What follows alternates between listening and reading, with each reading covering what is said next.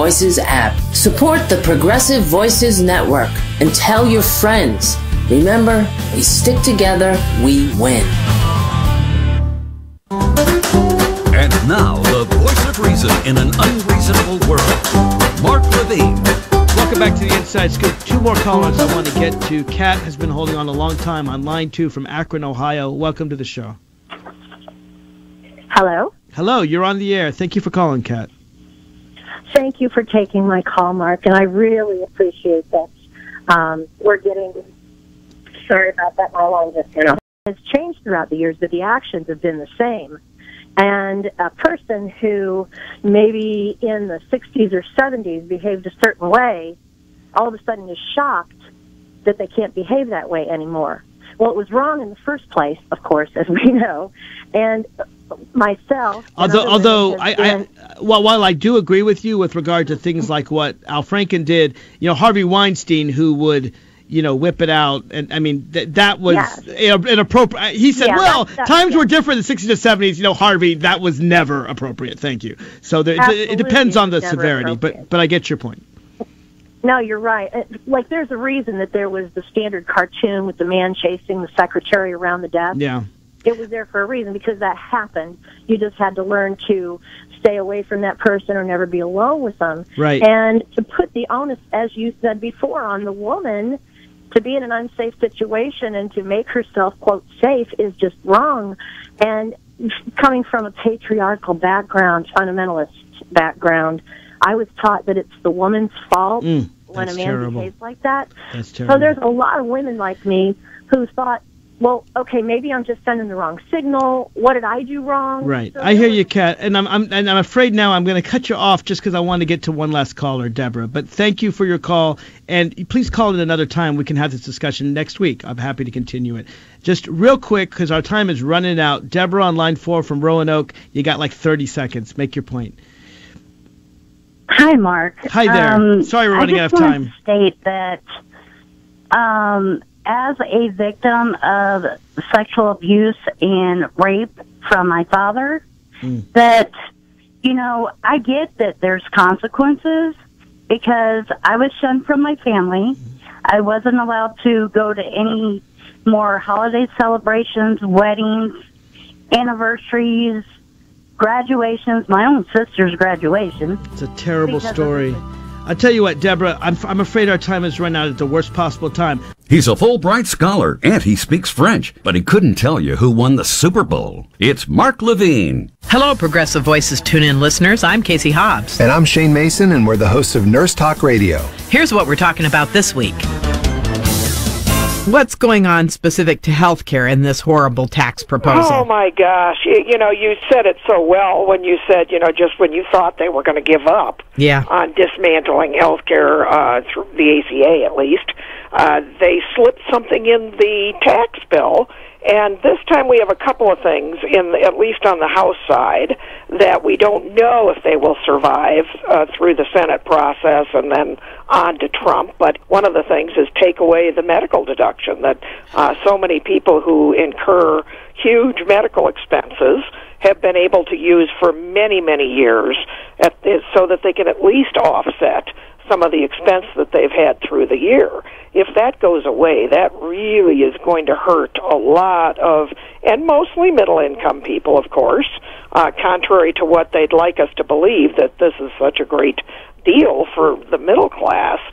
For instance, my husband and I, if we lose that medical expense deduction, it's a huge problem. The other thing in healthcare that's very concerning is they've talked about, and the CBO has now scored this, they've talked about they're going after the subsidies again that through the Affordable Care Act that low-income people use to help pay their premiums. So this is just a really bad way to carry out health policy, to do it through a tax bill. It seems dishonest. It seems destined to be something that people will be surprised by. People are being told this is such a great deal for the middle class, while at the same time the real provisions of the bill have some very bad things in it.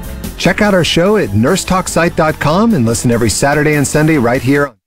I read the news today. Major Kia alert! Don't ever play yourself. It's time for Nicole Sandler's What's News from NicoleSandler.com and the Progressive Voices Network. Both chambers of Congress on Thursday passed a stopgap spending bill, averting a partial government shutdown at midnight on Friday. The bill extends current federal funding through January 19th and also provides temporary extensions to NicoleSandler.com and the Progressive Voices Network. A veterans health care program and the FISA program. The House passed the continuing resolution 231 to 188. 2 hours later, the Senate passed its version 66 to 32. It funds the government. It keeps it up and running for another month, but it is essentially just a very short-term stopgap measure. In the end, it actually ends up to be a pretty skinny measure for all the debate that went into this. It keeps the government funded only until January 19th. It includes a short-term reauthorization of the FISA program, the government surveillance program that expires at the end of this year, and a short-term extension through March of funding for CHIP, the Children's Health Insurance Program that had already expired this past October. Now, leading up to this, there had been much debate, a lot of back and forth, even among House Republicans, really squabbling on what exactly could be included, what potentially could they get added to the short-term CR. In the end, they didn't get much. This is a really scaled-down proposal, so a lot of that legislation and a lot of those priorities will need to be fought another day. Although the House passed a separate $81 billion disaster relief bill, the Senate did not take it up, pushing that issue into 2018. DACA, the DREAM Act, was also not addressed in the end-of-the-year bills, despite protests all over Capitol Hill on Thursday. Congress is now in recess and returns to work on January 3rd. A federal judge dismissed a lawsuit alleging that the president violated the Constitution's Emoluments clause because his hotels and restaurants do business with foreign governments while he's in office. The plaintiffs argued that because Trump properties rent out hotel rooms and meeting spaces to other governments, the president was violating a constitutional provision that bans the acceptance of foreign emoluments or gifts from foreign powers. But the judge from the Southern District of New York ruled that the plaintiffs, led by the government watchdog group Citizens for Responsibility and Ethics in Washington, lacked standing to bring such a case, saying it was up to Congress to prevent the president from accepting emoluments. For all of these nations that take our money and then they vote against us at the Security Council, or they vote against us potentially at the Assembly, they take hundreds of millions of dollars and even billions of dollars and then they vote against us. Well, we're watching those votes. Let them vote against us. We'll save a lot. We don't care. President Trump yesterday seemed to know what was likely to happen at the United Nations. 128 countries voted to condemn his decision to recognize Jerusalem as Israel's capital. Only 9 member nations, including the U.S., voted the other way. Speaking before the vote, U.S. Ambassador to the UN, Nikki Haley, said America would not forget when countries asked the U.S. for aid.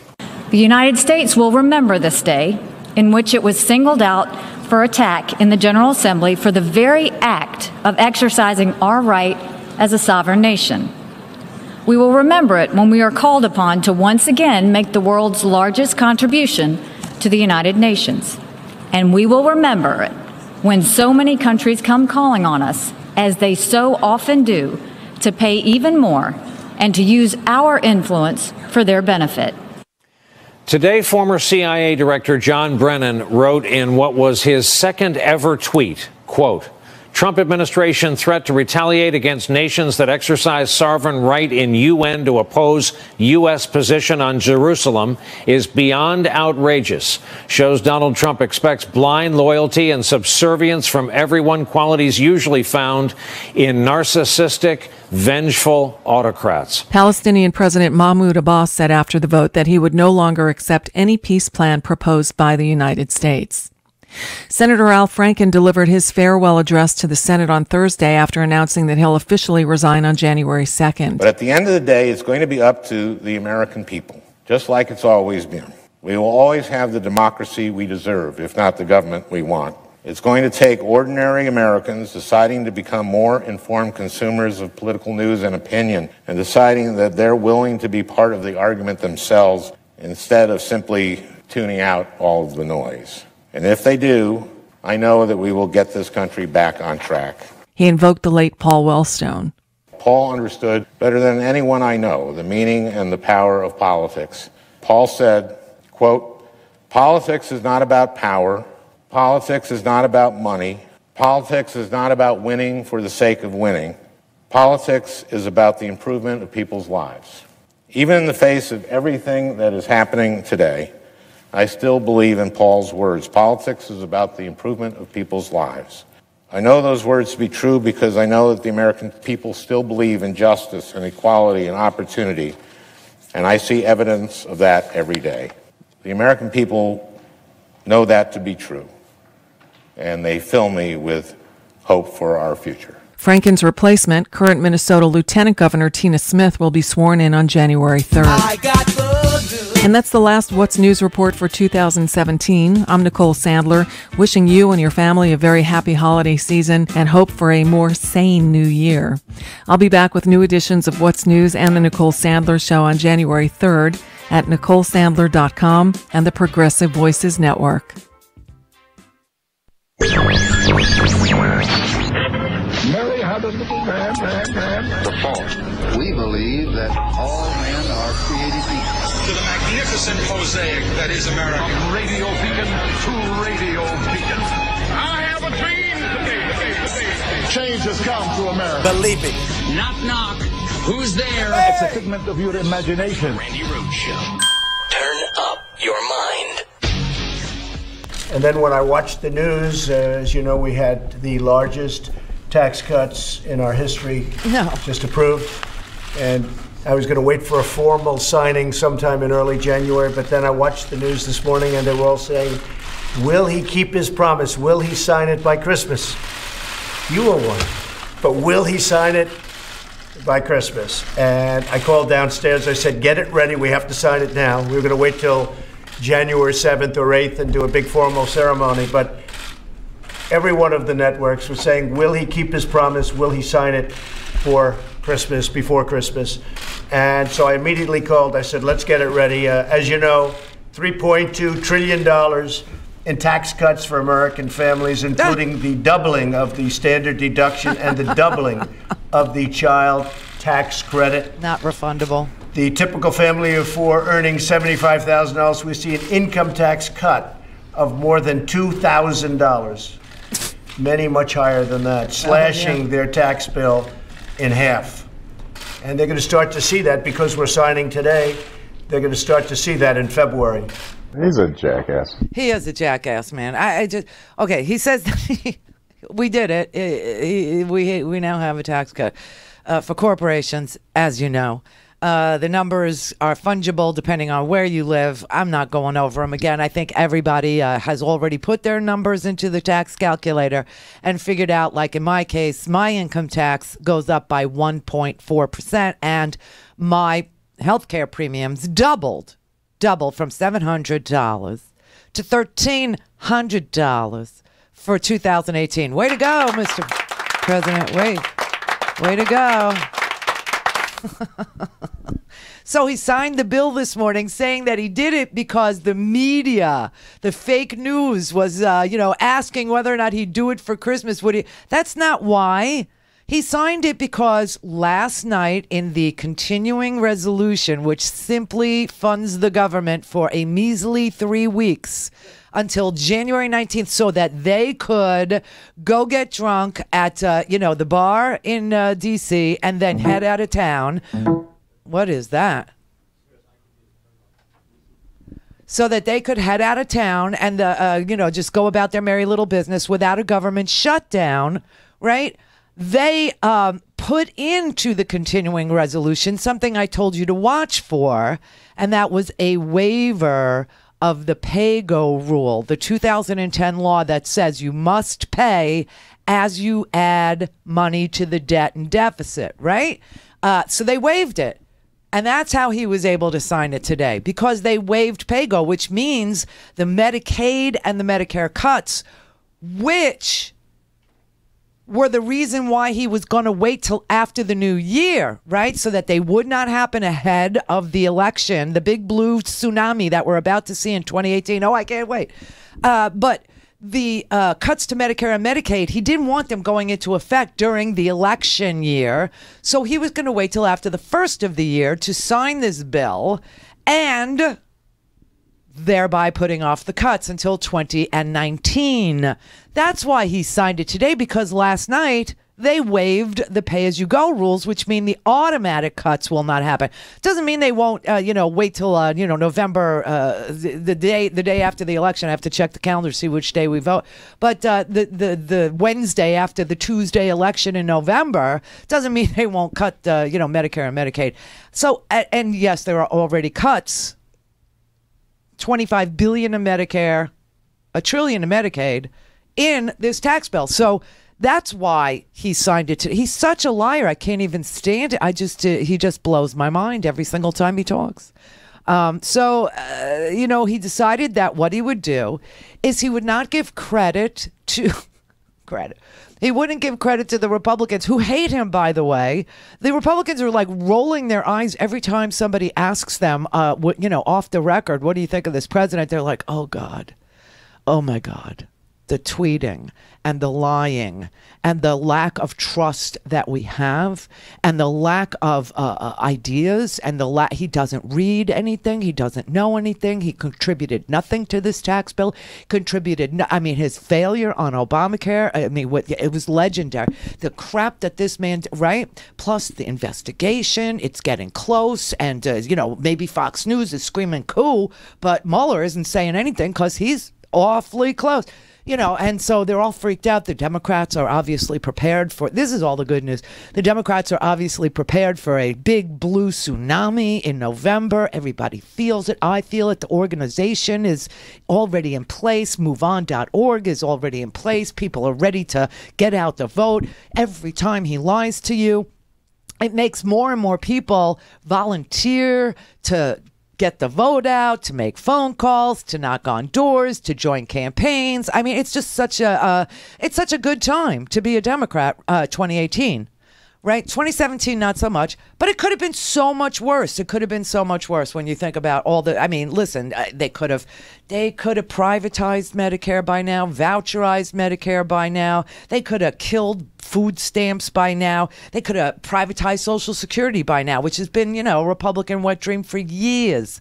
They could have, if they voucherized Medicare, then seniors' out-of-pocket costs would have gone up 40%. Medicaid, the cuts to Medicaid, they're going to be terrible, but it could have been, 50%. They could have cut half of it out, and they didn't. They could have, they did destabilize the insurance markets. They did a lot of damage to Obamacare, that's for sure. That was like their two accomplishments was rewarding their donors and, doing a lot of damage to Obamacare. Now, the bad news is that the Democrats said, they said they were going to fight. They were going to fight for DACA. They weren't going to leave town at the end of the year until the Dreamers got an answer about whether or not they would be deported. They said that they were going to stay in town until the Children's Health Insurance Program got funded. That's a partially celebratable, partially lamentable thing because CHIP got partial funding. CHIP has funding until March.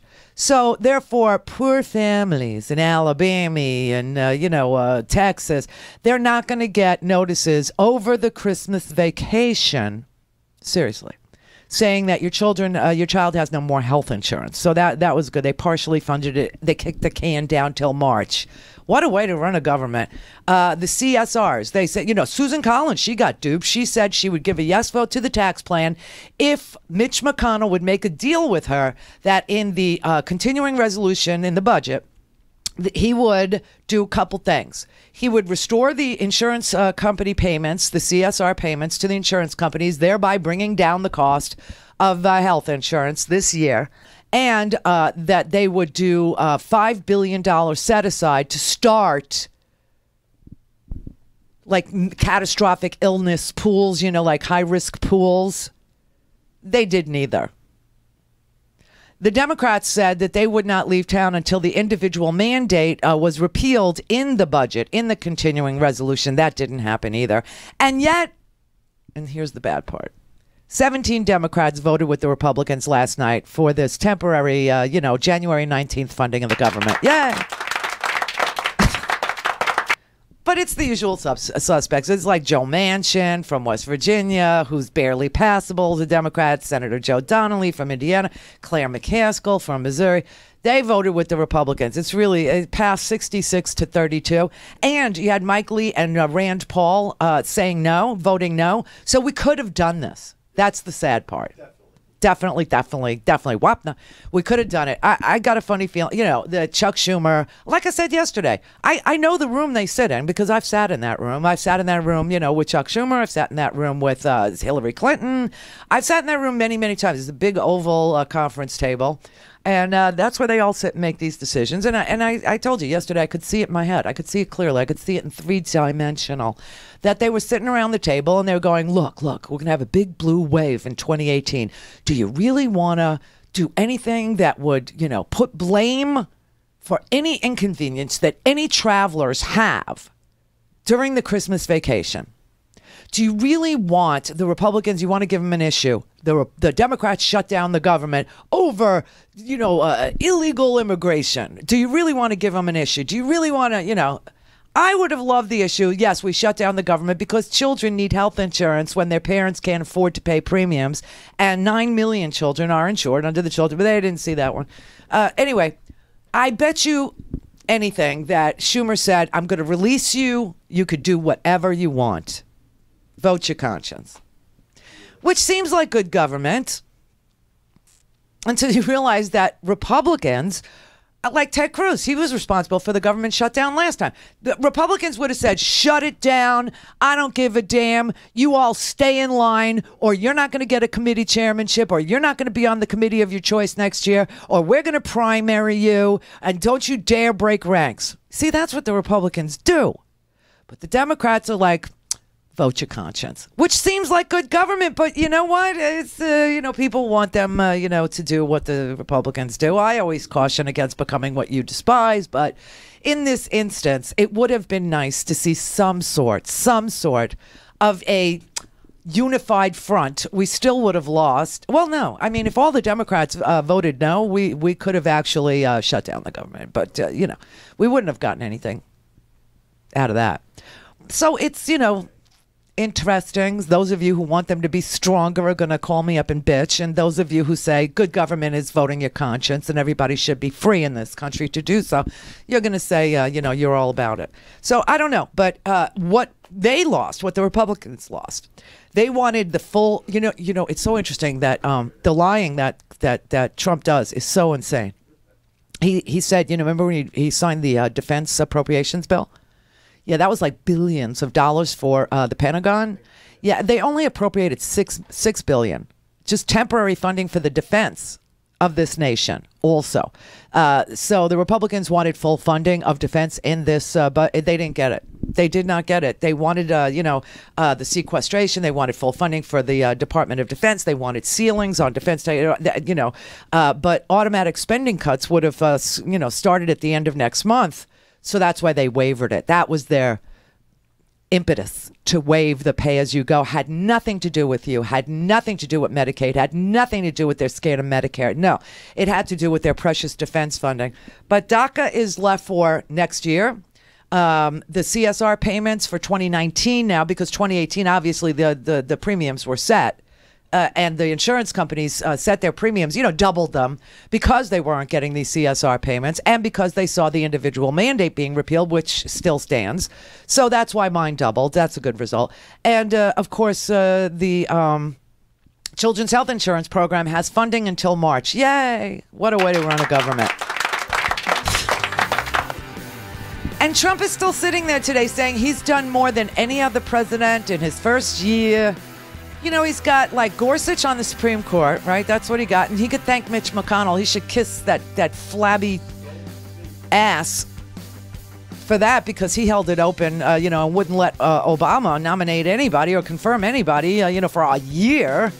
So that was Mitch McConnell's doing. Had nothing to do with Trump, really. And then the Federalist Society picked Gorsuch. And, Trump is so uninvolved. He had no idea who he was. And this week he was saying he wasn't loyal enough. He almost pulled him. Very weird. And then this tax bill, which if you're a billionaire or if you're a corporation, you're probably pretty happy about. But if you're a small business or if you're an individual, trying to make your way in this world, and living in a blue state, you're probably not happy about it. But he keeps saying he's better than all the other presidents.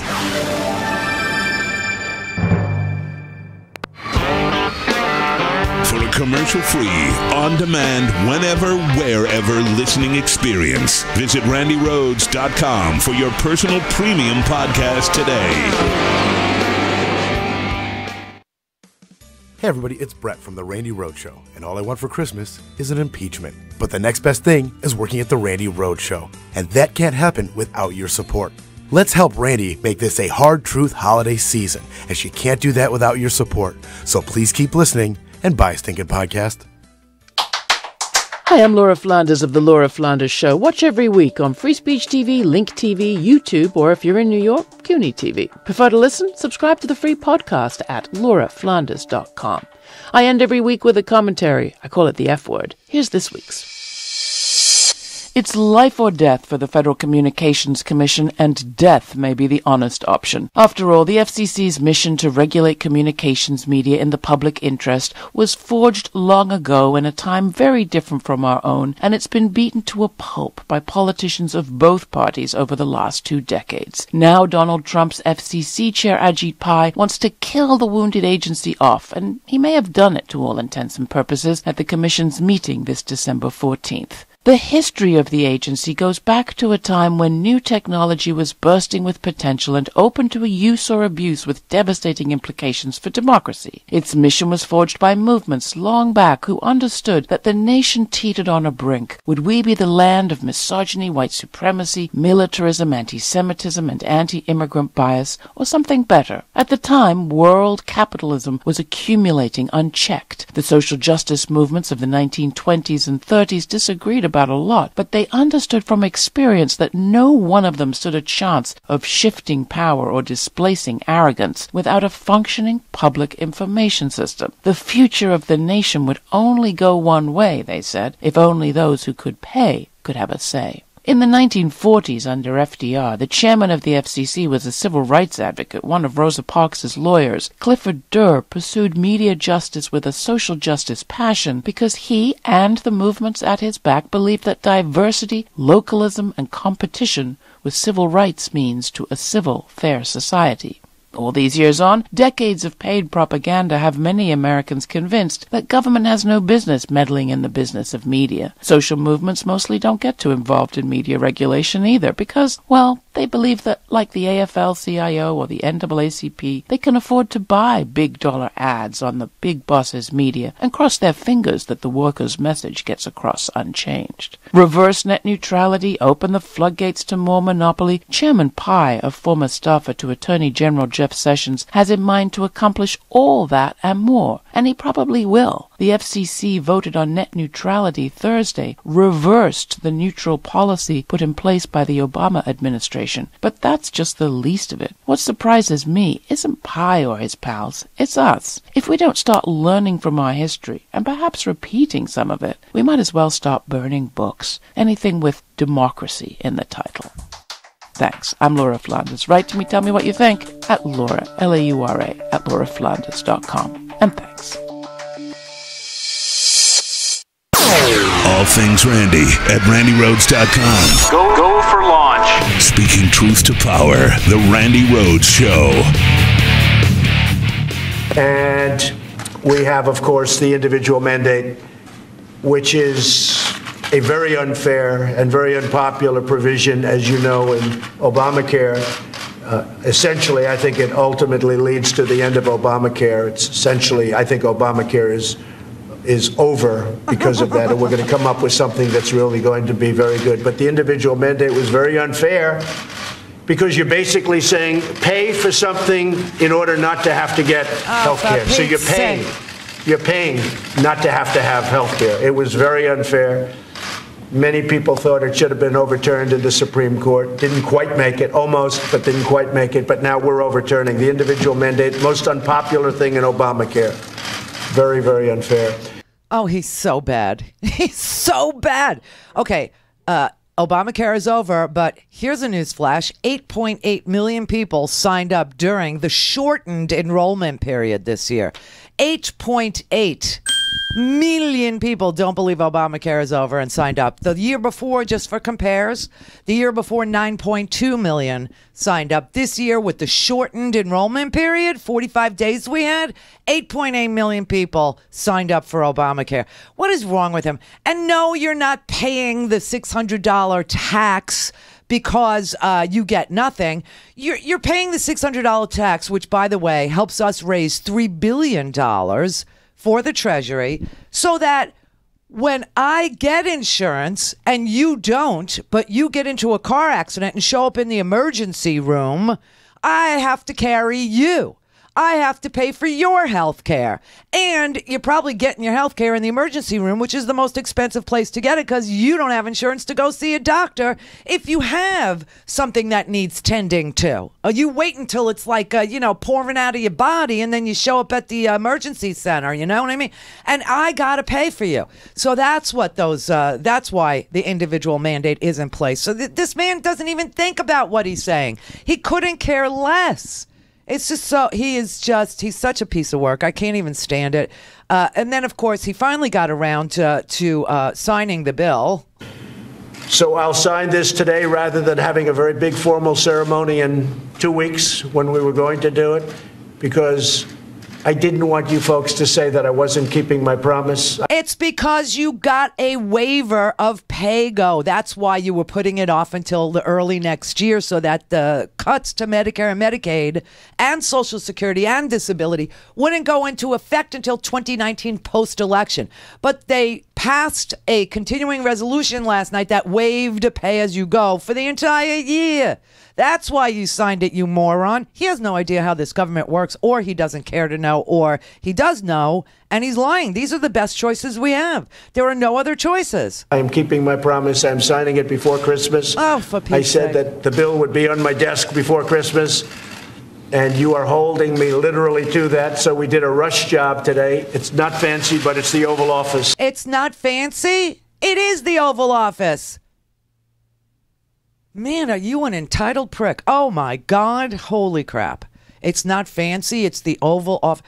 I mean, honestly, and none of the Republicans who wrote the bill, alongside the lobbyists, the Mitch McConnells, the 4,000 he really, stiffed them today. He stiffed everyone. Now, the lobbyists don't expect to get their photos taken. I would pay for that photo. Wouldn't you pay for that photo to see, like, every face of every lobbyist that wrote every provision for all their clients? The jet industry and the healthcare industry and the pharmaceutical industry and Wells Fargo's bank, lobbyists and Third Federal's lobby. Wouldn't you pay to see their faces? I mean, that's who really should take the credit for this. But believe me, they're already drunk today. They're not working today. Those offices are closed, and they've been closed since yesterday.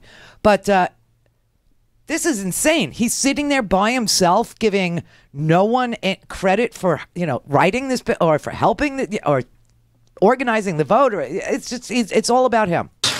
It's the great Oval Office.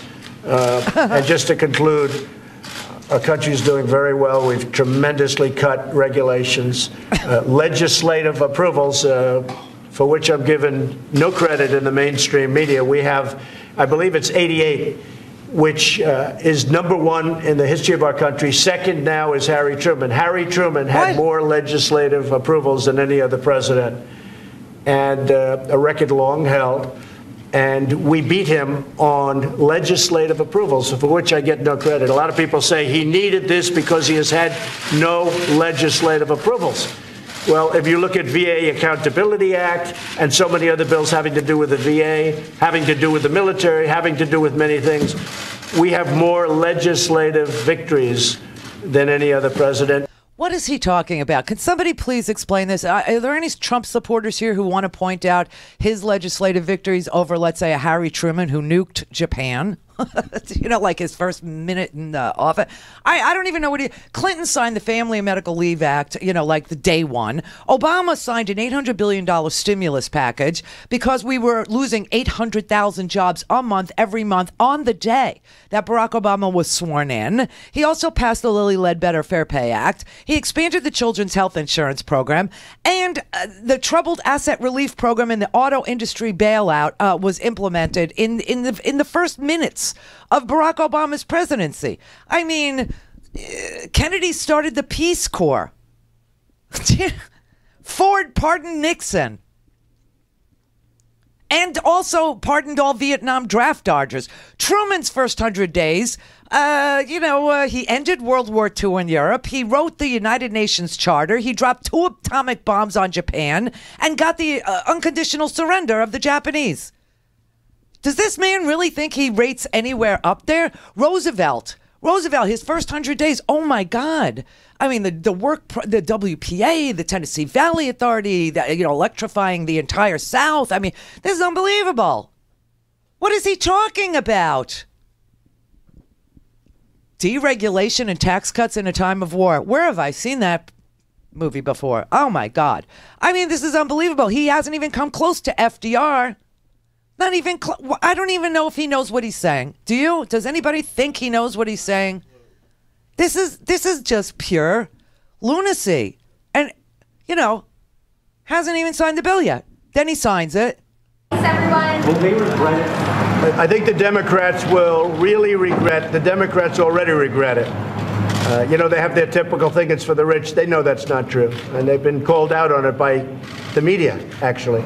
The media? But the Democrats very much regret it. They wanted to be a part of it, just doesn't work out. But I really do believe, and I said on social media today, I really do believe we're going to have a lot of bipartisan work done. And maybe we start with infrastructure, because I really believe infrastructure can be bipartisan. We've spent $7 trillion in the Middle East, not to mention all of the lives and all of the heartache, and it's so sad. $7 trillion. It's time for us to rebuild our country. Thank you very much, everybody. You should have started with infrastructure at the beginning of this year. Well, we're going to get infrastructure. Infrastructure is the easiest of all. We're very well on our way. We've essentially repealed Obamacare. The individual mandate is a very big factor in this bill, frankly. A lot of people don't talk about it because the tax cut is so important. But infrastructure is by far the easiest. What is he people talking want it, about? Republicans and Democrats. We're going to have tremendous Democrat support on infrastructure, as you know. I could have started with infrastructure. I actually wanted to save the easy one for the one down the road. So we'll be having that done pretty quickly. He's insane. He started with infrastructure, and then he backed off infrastructure.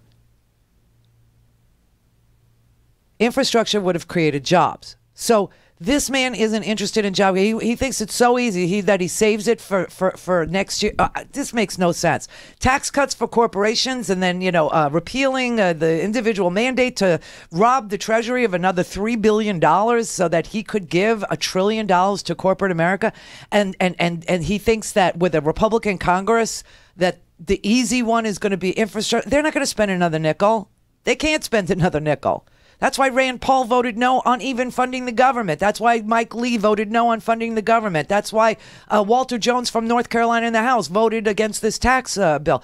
I mean, you're crazy, man. You just added $1.5 trillion to the deficit before you spent the money on infrastructure, and you think infrastructure is going to be the easy one? I don't understand him. I try. I really do try to understand him because I want to know, how bad can it get? And you understand he's a demagogue. You understand he's an autocrat. You understand that he is, enriching himself. You get that his kids are thrilled because they can now inherit $22 million tax-free, and the tax won't kick in, until $22 million.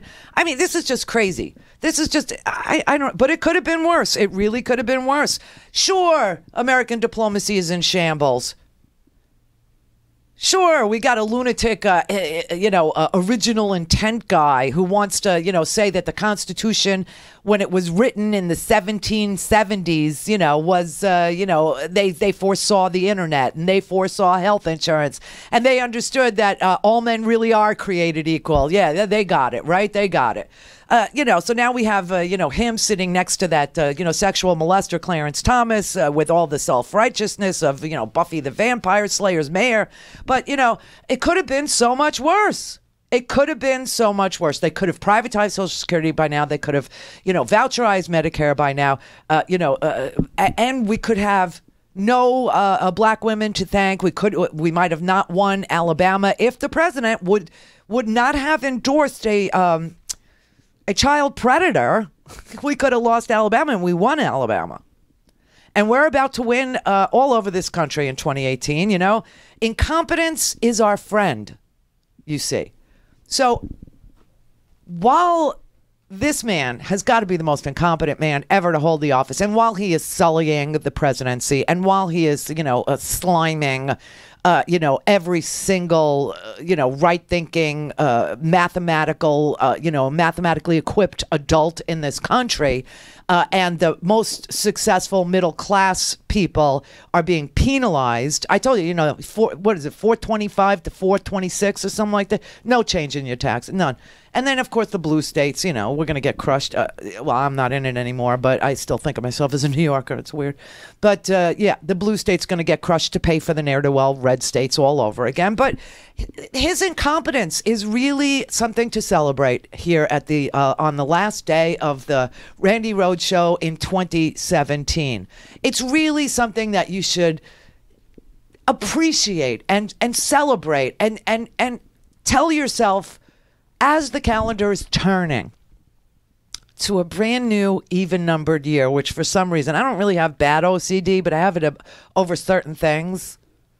Like even-numbered years, I think, are better than odd-numbered years. Like weird little things like that I have.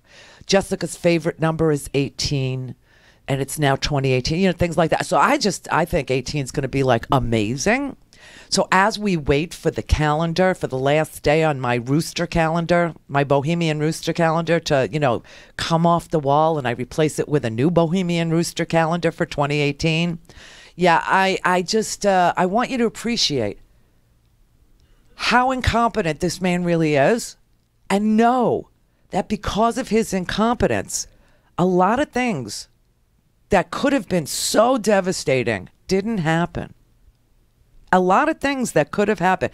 I know, you know, we're still looking back and we're remembering the day that he was inaugurated, and the despair on the day that he was inaugurated, and just how we felt this looming sense of unavoidable doom and a nightmare, and you know, a racist, horrible demagogue had you know, achieved the presidency even though he lost the popular vote. And then he proceeded to lie, not only about the crowd size, but about 3 to 5 million people illegally voted.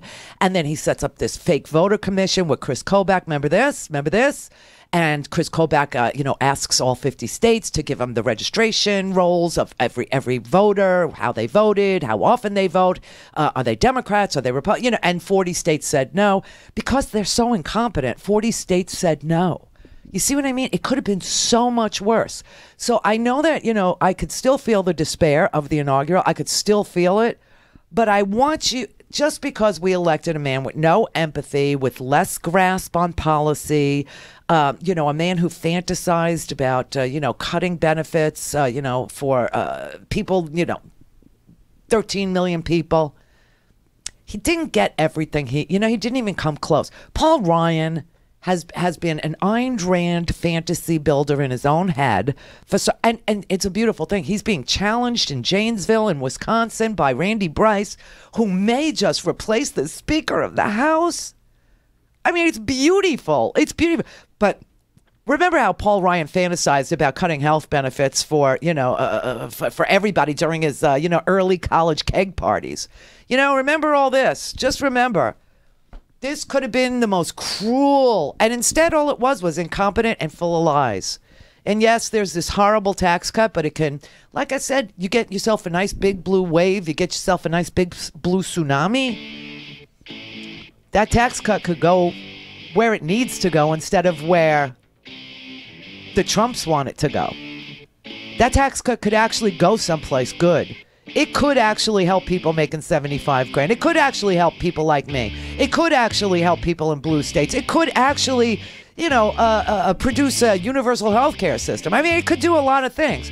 Of course, we would need a 2/3 majority, and the wave would have to be massive, huge. And then it will happen quickly. So I'm very much looking forward to 2018. I really am. I am just so excited I can't even stand it. And just, just remember, right now we're being governed by people who don't know how to govern. And how bad could that have gotten? It could have gotten ugly. Fugly. Clear for takeoff. The Randi Rhodes Air Force. Air Force. RandiRhodes.com.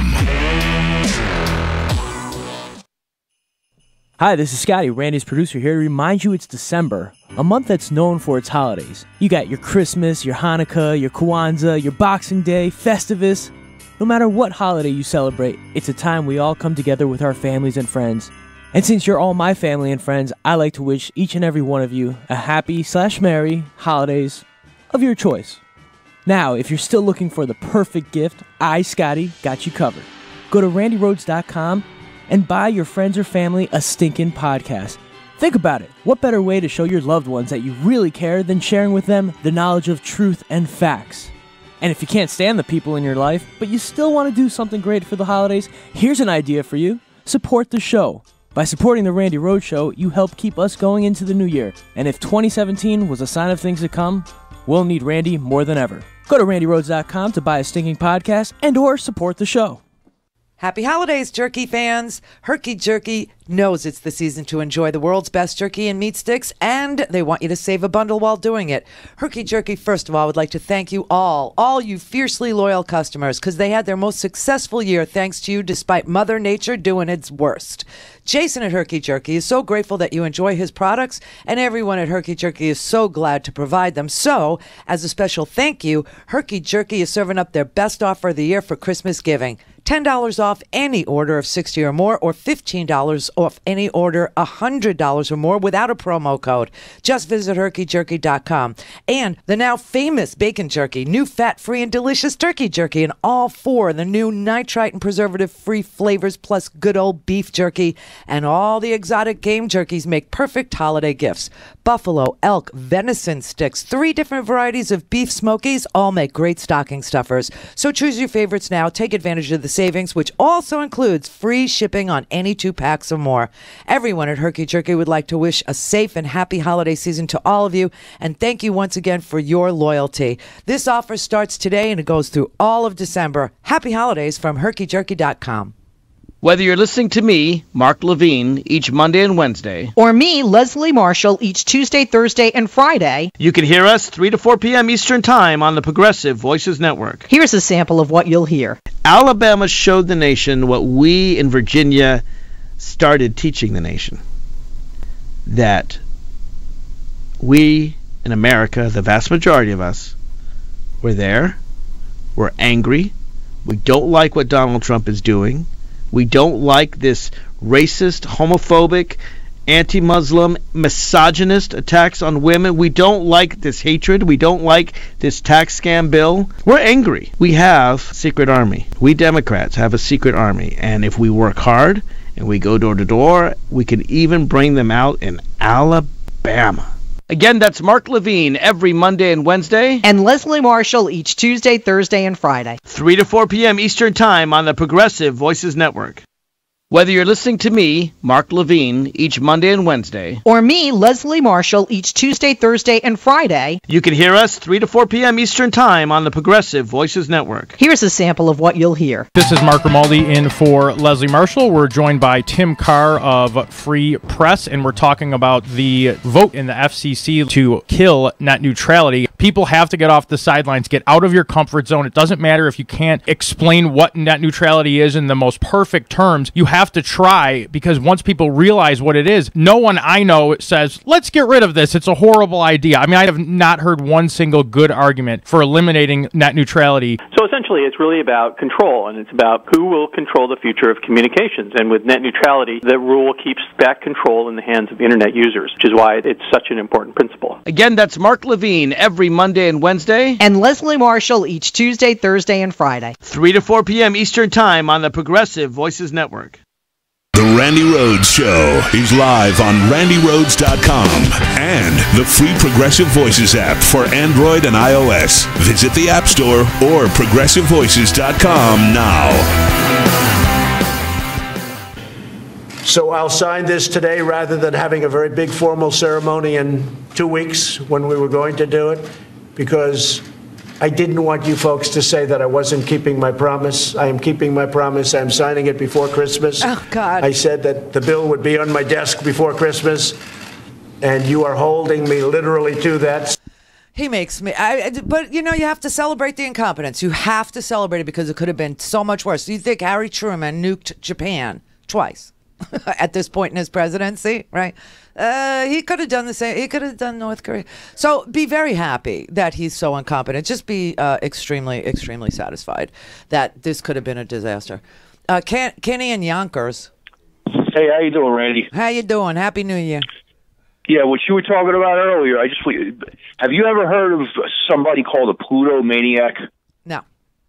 All right, it's basically a person who has an uncontrollable desire for more money, no matter how much they have. You know, you still got to get more. And that's what Donald Trump is, and all the people that he's given this big tax break to. That's all that this is. It's just they'll never have enough.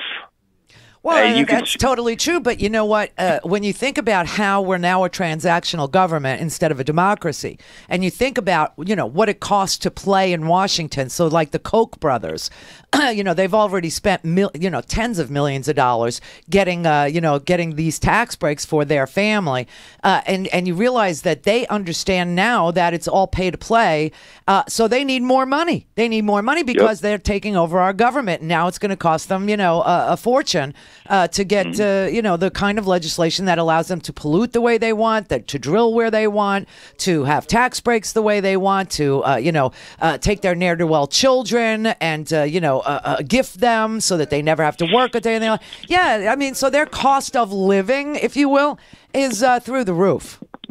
Yep. So that's why they need more money, more and more and more and more and more, because they have to buy the Senate. They have to buy the House. And it's getting very expensive. Now they're going to be in charge of marketing this crazy tax bill. So they've already pledged, the Kochs have pledged $25 million to, promote this tax bill. I mean, you're going to see it's going to be an all-out assault. It's going to be everywhere. It'll be on TV. It's going to be on the conservative radio. It's going to be on the Fox News. I mean, they're all going to go absolutely backcrap crazy. But you know what's really interesting is after all this money is spent in February comes along and a guy who's making $60,000 looks at his paycheck and sees the total savings for the year might be $600. Might be $600 divided by 52 weeks. And he understands that, the Koch brothers are getting $1 trillion and only half a $1 trillion is going to everybody else. They're not gonna love this. So I know. All right. Thanks. Chris in Western New York. Hello. Where are you? Hi, I'm in Buffalo. Oh, okay. Yeah, I just wanted to call because, even being in the state I am, where we get taxed to death already, I'm still going to make out on the plus side on this. I make around $60,000 a year. So I'm just having a hard time understanding why everybody's so missed about this. Okay, so you make $60,000 a year. Do you itemize? Well, this is my first year owning a home. Uh-huh. So I'm not too familiar with that, but I know we can still itemize up to $10,000. My taxes are nowhere near that. Anybody who's paying a $10,000 tax bill where I live is very wealthy. Right. Okay. So you're 60. You don't itemize. You do or you don't itemize? You want to take your mortgage deduction, right? Well, you can't. You can't do that anymore. So your property, the property tax is capped at 10. But are you married? Yes, I'm married. My property tax is only $5,300. Yeah, I understand. That's the part that you can itemize and take off. But all right. So you itemize. You are married. You have how many kids? 2 children. Okay, and you're in New York. All right, Yes, I apologize if it's noisy right now. I'm just at work. Okay, your after-tax income goes up 1%. 1.3. So $600 a year divided by, $600 a year divided by 12. What is that? $5? $50 a month. Yeah, that's what you get. Plus the. So you get like extra $12 to $13 a week is what you'll make. Plus the extra $2,000 I'll get for child tax credits. No, I already added that in. Yeah, well, I'm not paying anymore. I'm getting more back. Your after-tax income goes up by $13 a week. $13 more a week for me. Yes, I honestly think. But you're losing you're losing deductions. You're losing things you could like the cost of medical expenses, things like that. You're losing your deductions. So at the end of the year, your tax bill is going to be the same, but it's going to be based on a $12 a week raise for you. I honestly think it's more than that. It isn't. I have a calculator. How do you think I figured this all out? I'd have to look into that. I got a calculator right in front of me. That's how I figured it out. Okay. Well, here's what you do. Here's what you do. Okay, go to CNN.com and put your stuff into the tax calculator, or go to any place that you like that has a tax calculator and put in between 40 and 75,000. That's you. Put in yes, you itemize. Put in that you are married, and put in your 2 children, and that you live in New York. And you will see that in 2018, you'll get a 1.3% increase in your paycheck, which is about $12 to $13 a week. 2019, it goes down to 1%. 2020, it goes down to 1%. 2021, you get 0.9%. 2022, you'll get 0.8%. 23, you get 0.7%. And 24, you get 0.7%. By 2026, your income, the amount that comes out of your check goes back up, and you're still going to pay the same year-end tax. If that's a good deal for you, I'm glad I'm not married to you. That's all I can say. Steve. Hello, Steve. Yeah. Calling from Spokane. Okay. Called you once before, but this tax thing has really bothered me a lot, so I thought I should call. And it's the future. It's not right now. It's not here. It's the future. What happens is that I should say the Senate just took out a mortgage on everybody's house. That's right. And what they're going to do is they're going to steal all the equity that you just put in over the last 20 years. In this guy's case, he's just starting to put equity in. Yeah. But everybody else, like myself, I've got a paid-for house, and I can bet that my children, who will inherit nothing, because they're going to steal it all.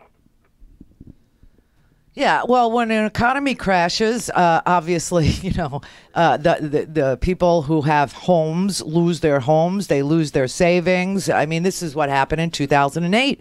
And why people don't remember that in 2008, they did the same thing. They lowered taxes and decreased regulations on banking.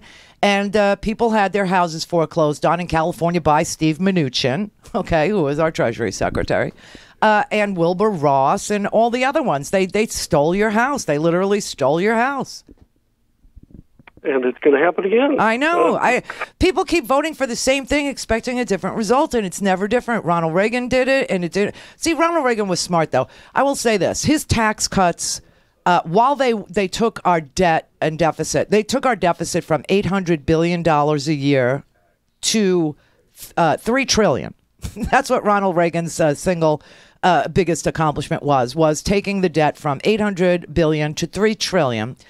He realized he was in deep doo-doo, and so he raised taxes 11 times. But Ronald Reagan's scam was a little different. Ronald Reagan painted a picture of a welfare queen who was living off the dole, and he stole from her to give to the rich. What Trump's doing is stealing from the middle class to give to the rich, see? And so when Reagan had to pay for the corporate tax cuts, when he had to pay for the wealthy tax breaks, he raised taxes, and then, and only then, he went after the middle class. Then he raised taxes on gasoline. He raised the FICA taxes that come out of your paychecks, right? And that's when he went after the middle class. But, I mean, why people expect it to be different this time with the same exact prescription, knowing you're allergic to this drug, I don't know. Yeah. Well, thank you very much for everything you do. You're terrific. Thank you. Nick in Portland, Oregon. Hey, how you doing, Randy? How you doing? Well, you asked the question a little while ago in regards to what Trump has sat there and said that I've signed more bills, I've done more stuff than any other president ever. And basically what he's talking about is I've destroyed more things than any other president that we've had. But he's selling it to the American people as, well, I've signed more bills and I've done more things than any other president ever. Yeah, but you know what? It's a lie no matter how you look at it, because this is his 336th day in office.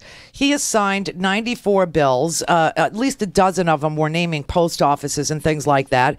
And you know, that's 8 fewer than W signed on his 336 days. It's not even half as many as Bill Clinton signed. He signed 209. And H.W. Bush, by this point, had signed 242. So even that's not true. I mean, nothing he says is true. You know, even when he was sitting there, you know, in that little clip I played to open the show, and he said that he's giving us a $3.2 trillion tax cut. It's 1.46 trillion. I don't even know. He just like pulls these numbers out of his ass. Oh, everything that he has to say is a lie. I know. He basically, as far as like Obama is concerned, there was a situation where when Obama was capturing bin Laden, and at the dinner that Trump was there, Obama basically bitch-slapped Trump. Yeah. And Trump got mad. Trump got mad right then and there. He pretty much decided that, well, I'm going to be president because I'm going to show this guy up. Yeah. I'm going to make him out to be the bad guy. So basically what he did is, once I become president, everything that Obama did right, now Trump is undoing. Right. No question. So he sits there and he says, well, Trump sits there and says, I've done this, I've done that, I've done the other. Well, basically, he's destroying everything. Well, he's trying to. That's why I keep saying, you know, as this is the last show for 2017, I want everybody to appreciate his incompetence for it being a good thing, because it could have been a hell of a lot worse. If he were Harry Truman, he would have bombed North Korea by now, okay, with a nuclear weapon. Right. So, it's going to get a whole lot. If he was undoing everything Obama did, we would not have Obamacare, and yet 8.8 million people signed up for the Obamacare. If he so if he were taking apart everything, then the Lilly Ledbetter Pay Act would have been overturned. Abortion would be illegal at this point. Do you know what I'm saying? There's so many things that could have been so much worse. But so is he a liar? Yes. Did he sign as many bills as any president in modern history on his 336th day in office? No. Did he accomplish anything he set out to do? Where's his wall? His wall is Sarah Sanders Huckabee. That's what his wall is. But, you know, I mean, did he repeal Obamacare? No, it failed miserably. He's damaged things. You know, he is accomplishing a number of different things. I'll tell you what he's yeah. Well, I want to say, with this tax bill, there are a lot of different things that have been added to this tax bill that people don't know about and don't seem to understand. Well, like the individual mandate, right. Right. Which, by the way, costs us as a country $3 billion for him to tell people that they don't need to be in the pool. Literally, the taxes we collect from that individual mandate fine, so that because I have to pay for you if you go, you know, naked without health insurance and you get sick, I got to pay for you because, you know, we're going to give you medical care. But that costs us $3 billion in lost revenue because we don't collect that anymore. And, you know, it also takes the healthier, younger people out of the pool, which also increases my health care premium. So, you know, if you're an ordinary person just trying to get by on 60 grand, this is not good for you. This just isn't good for you. And what really kills me is that guy in New York, he's for $12 a week, he's willing to saddle his own children with trillions of dollars in debt and rape the Treasury from corporate collections. I mean, it's unbelievable. I mean, the entire country thinks that the very wealthy ought to pay more at this point because of the giant gap in wealth inequality. And yet, he's cool with adding $1.5 trillion to a multi-trillion-dollar debt to save $12 a week. This is why I say I'm glad I'm not married to that guy. We would agree on nothing, and you would never get laid. I mean, just never. And if you did, it would be very poorly.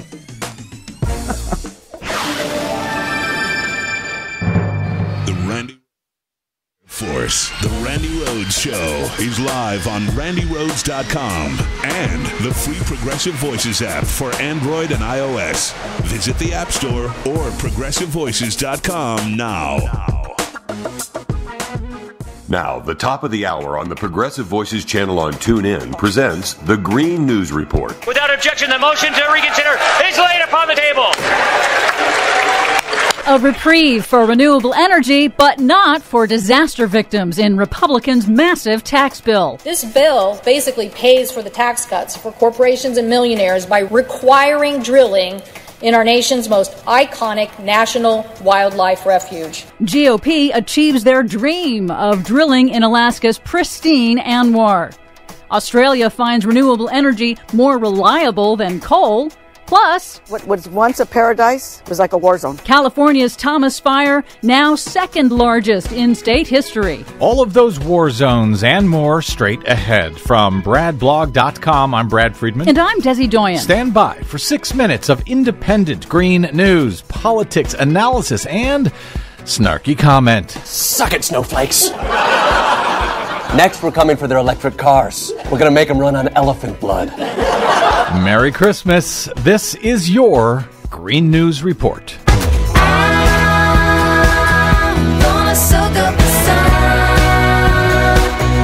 Okay, Desi Doyen, they've been trying to do it for decades. They just couldn't stand all that oil staying in the ground, no matter how pristine the land was above it. One of the least discussed disasters from the GOP tax bill. Yeah, in congressional Republicans' massive $1.5 trillion tax cut bill for the wealthy and corporations, they did finally achieve that long-held dream of opening the pristine Alaska National Wildlife Refuge known as ANWR to oil and gas drilling. We have ANWR. We're going to start drilling in ANWR. That over the objections of Native Americans, ecologists, conservationists, and the majority of Alaskans and the nation in general. On the Senate floor prior to the vote, Washington State Democratic Senator Maria Cantwell begged Republicans to preserve the wildlife refuge, not destroy it. We should not be turning it into an oil field.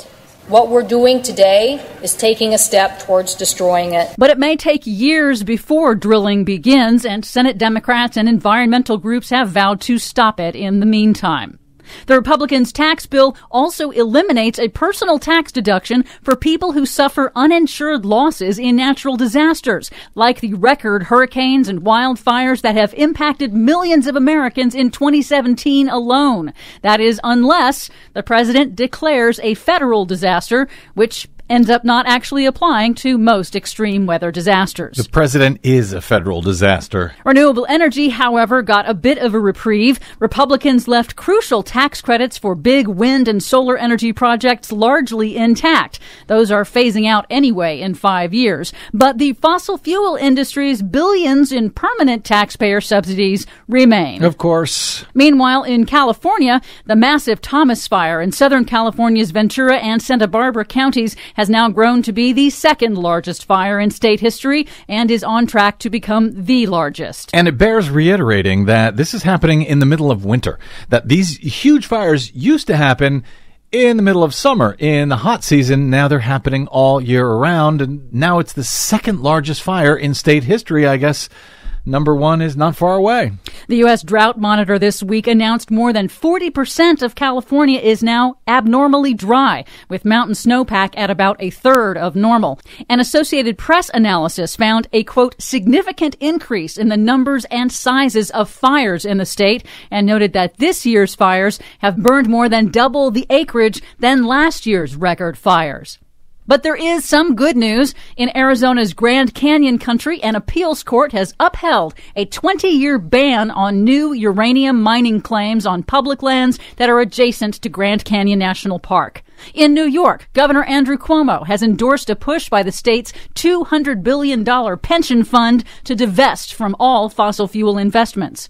And in Australia, a major coal-fired power plant in New South Wales tripped on Monday. It's the fourth coal-fired power plant to fail without a warning in a week in Australia amid a record heat wave. Tesla's new big battery in South Australia, however, jumped into action as intended and prevented a blackout in that region.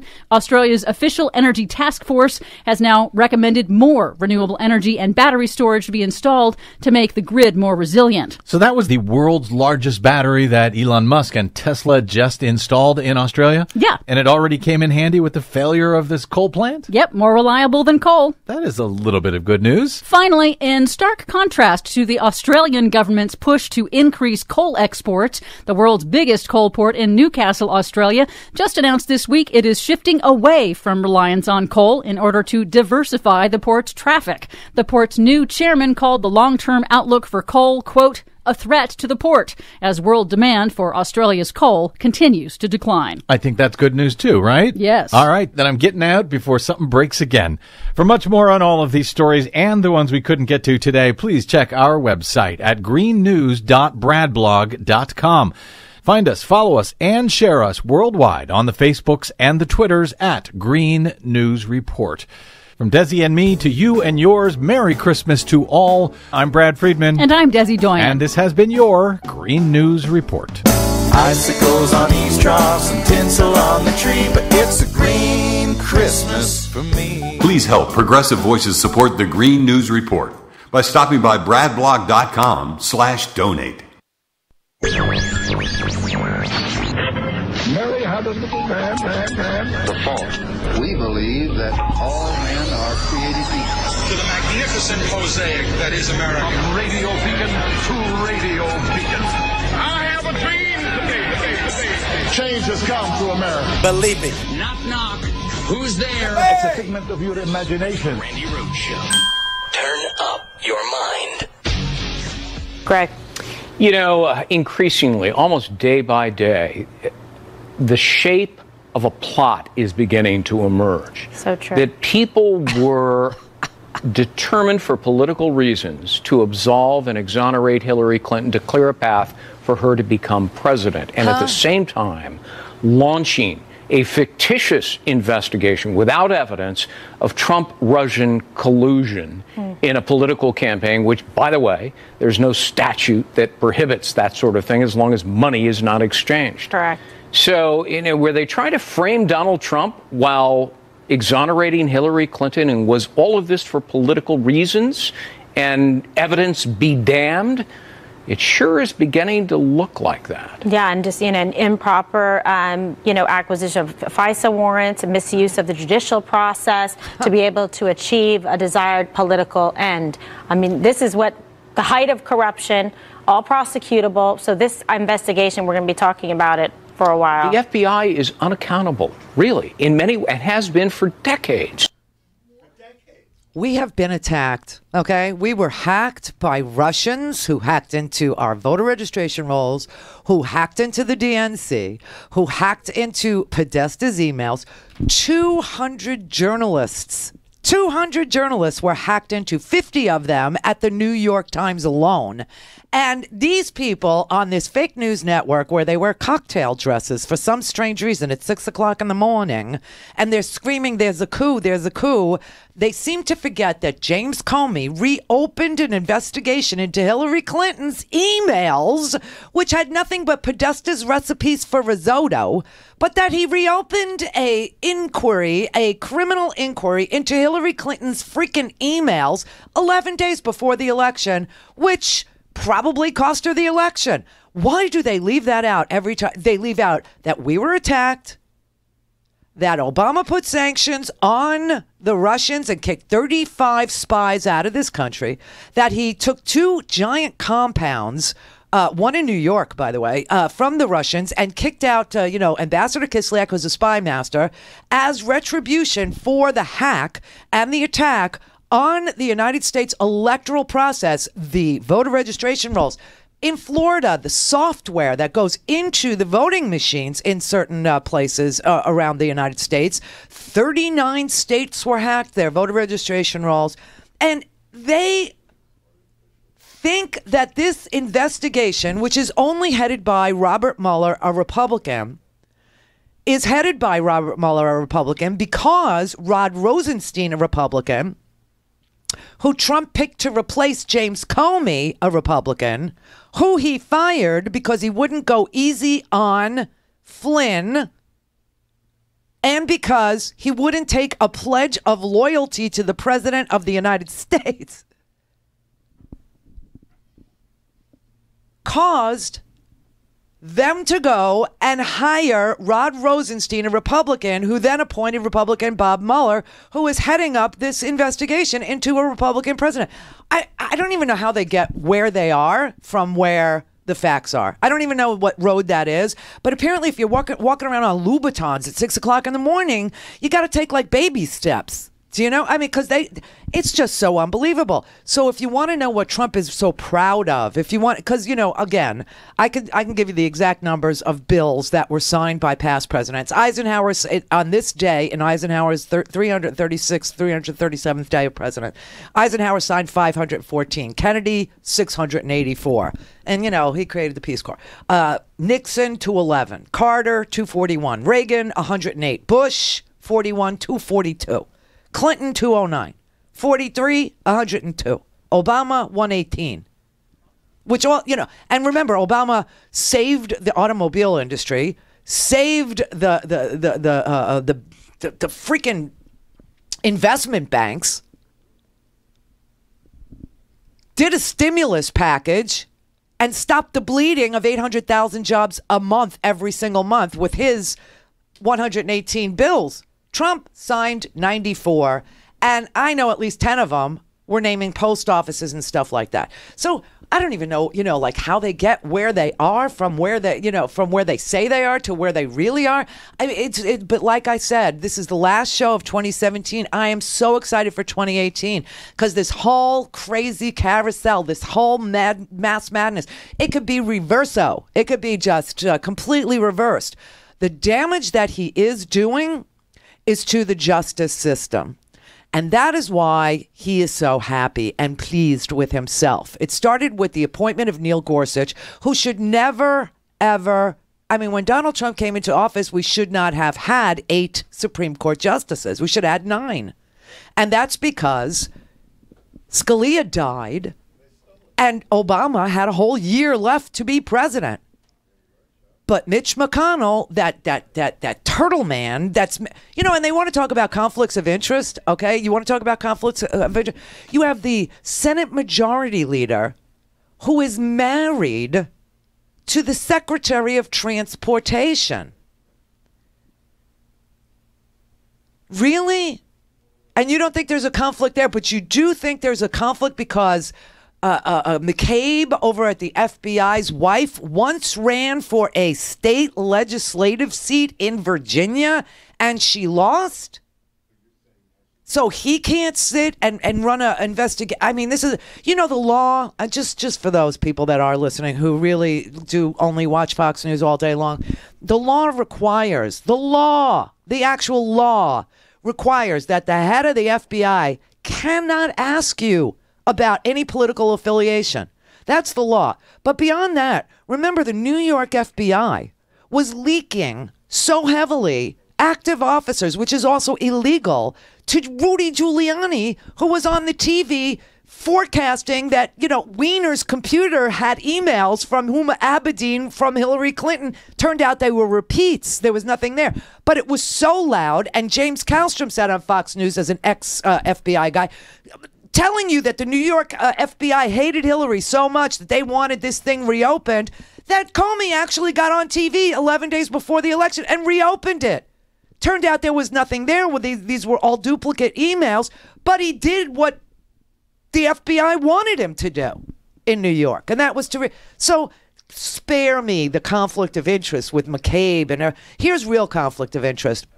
These three guys who just failed to be confirmed by Republicans in the Senate, Brett Talley of Alabama, he was posting on KKK websites. Okay, that's what, because he had already cleared the Senate. I mean, he was out of the committee. The full Senate was about to vote to confirm Brett Talley to a court as a judge. A judge. He had already cleared all the difficult questions that the Republicans had on the Judiciary Committee and then right before the whole Senate voted on his confirmation to become a district court judge, it became clear that he had been posting on KKK websites. And it also became clear that he was married to the White House counsel, Don McGahn's chief of staff. Then we find out that this other guy, Jeff Mateer from Texas, who also was picked by Ted Cruz, was also set for confirmation until we found out that he writes things, to these uber conservative groups, and he's made speeches where he said things like, transgender children are proof that Satan's plan is working. Matt Peterson, who was questioned by the Republican senator from Louisiana, Senator Kennedy, was asked, did he ever had a child? Did he know what a motion in limine was? Did he know what the Doe-Bear rule was? Basic legal, law school 101 questions. He couldn't answer any of them. Matt Peterson is also Don McGahn's friend, and so is Jeff Mateer. They're all friends of Don McGahn, who is picking the judicial nominations for Donald Trump, because Donald Trump wouldn't know. The only thing Donald Trump knows is how to be a defendant, which is what he's going to be again. That's it. And he loses every case or he settles it. And then he tells you he never settles because that's incentive for people to sue him. He just lost. He mocked Judge Curiel from Indiana because Judge Curiel's father was originally from Mexico. Judge Curiel's an American, went to American law school, lived here all his life, was, born here, everything. But Judge Curiel couldn't sit in judgment of Donald Trump because his father, Judge Curiel's father, was of Mexican heritage. I mean, that's sick. And he lost because he defrauded his own freaking students who were paying $35,000 to go to his bogus real estate courses, and it was an utter fraud. This man is a liar. He's a liar, he's a fraud, he's a con man, he's a demagogue, he's stealing your money. And this guy in Buffalo who will stay with me this whole vacation, you know that, right? You could tell me you love me all day long, but I'm going to remember this guy in Buffalo telling me that it's worth putting $1.5 trillion on our $1 trillion deficit on our tab. It won't even cover the interest payment, my God. But he wants to put $1.5 trillion on the tab so he can get $12 a week in his paycheck. That's some mathematical genius right there, isn't it? His kids are going to be paying down this debt for the rest of their lives. You're not even going to have public schools. It's just so amazing. It's so amazing to me how they could throw crumbs, a couple of dollars at people, and then take them away. You could call it bait and switch, except the crumbs they're serving up aren't even bait. You wouldn't even get a minnow to bite on these crumbs. No, it's a bone. And you just get to chew on it temporarily because they're going to want that bone back.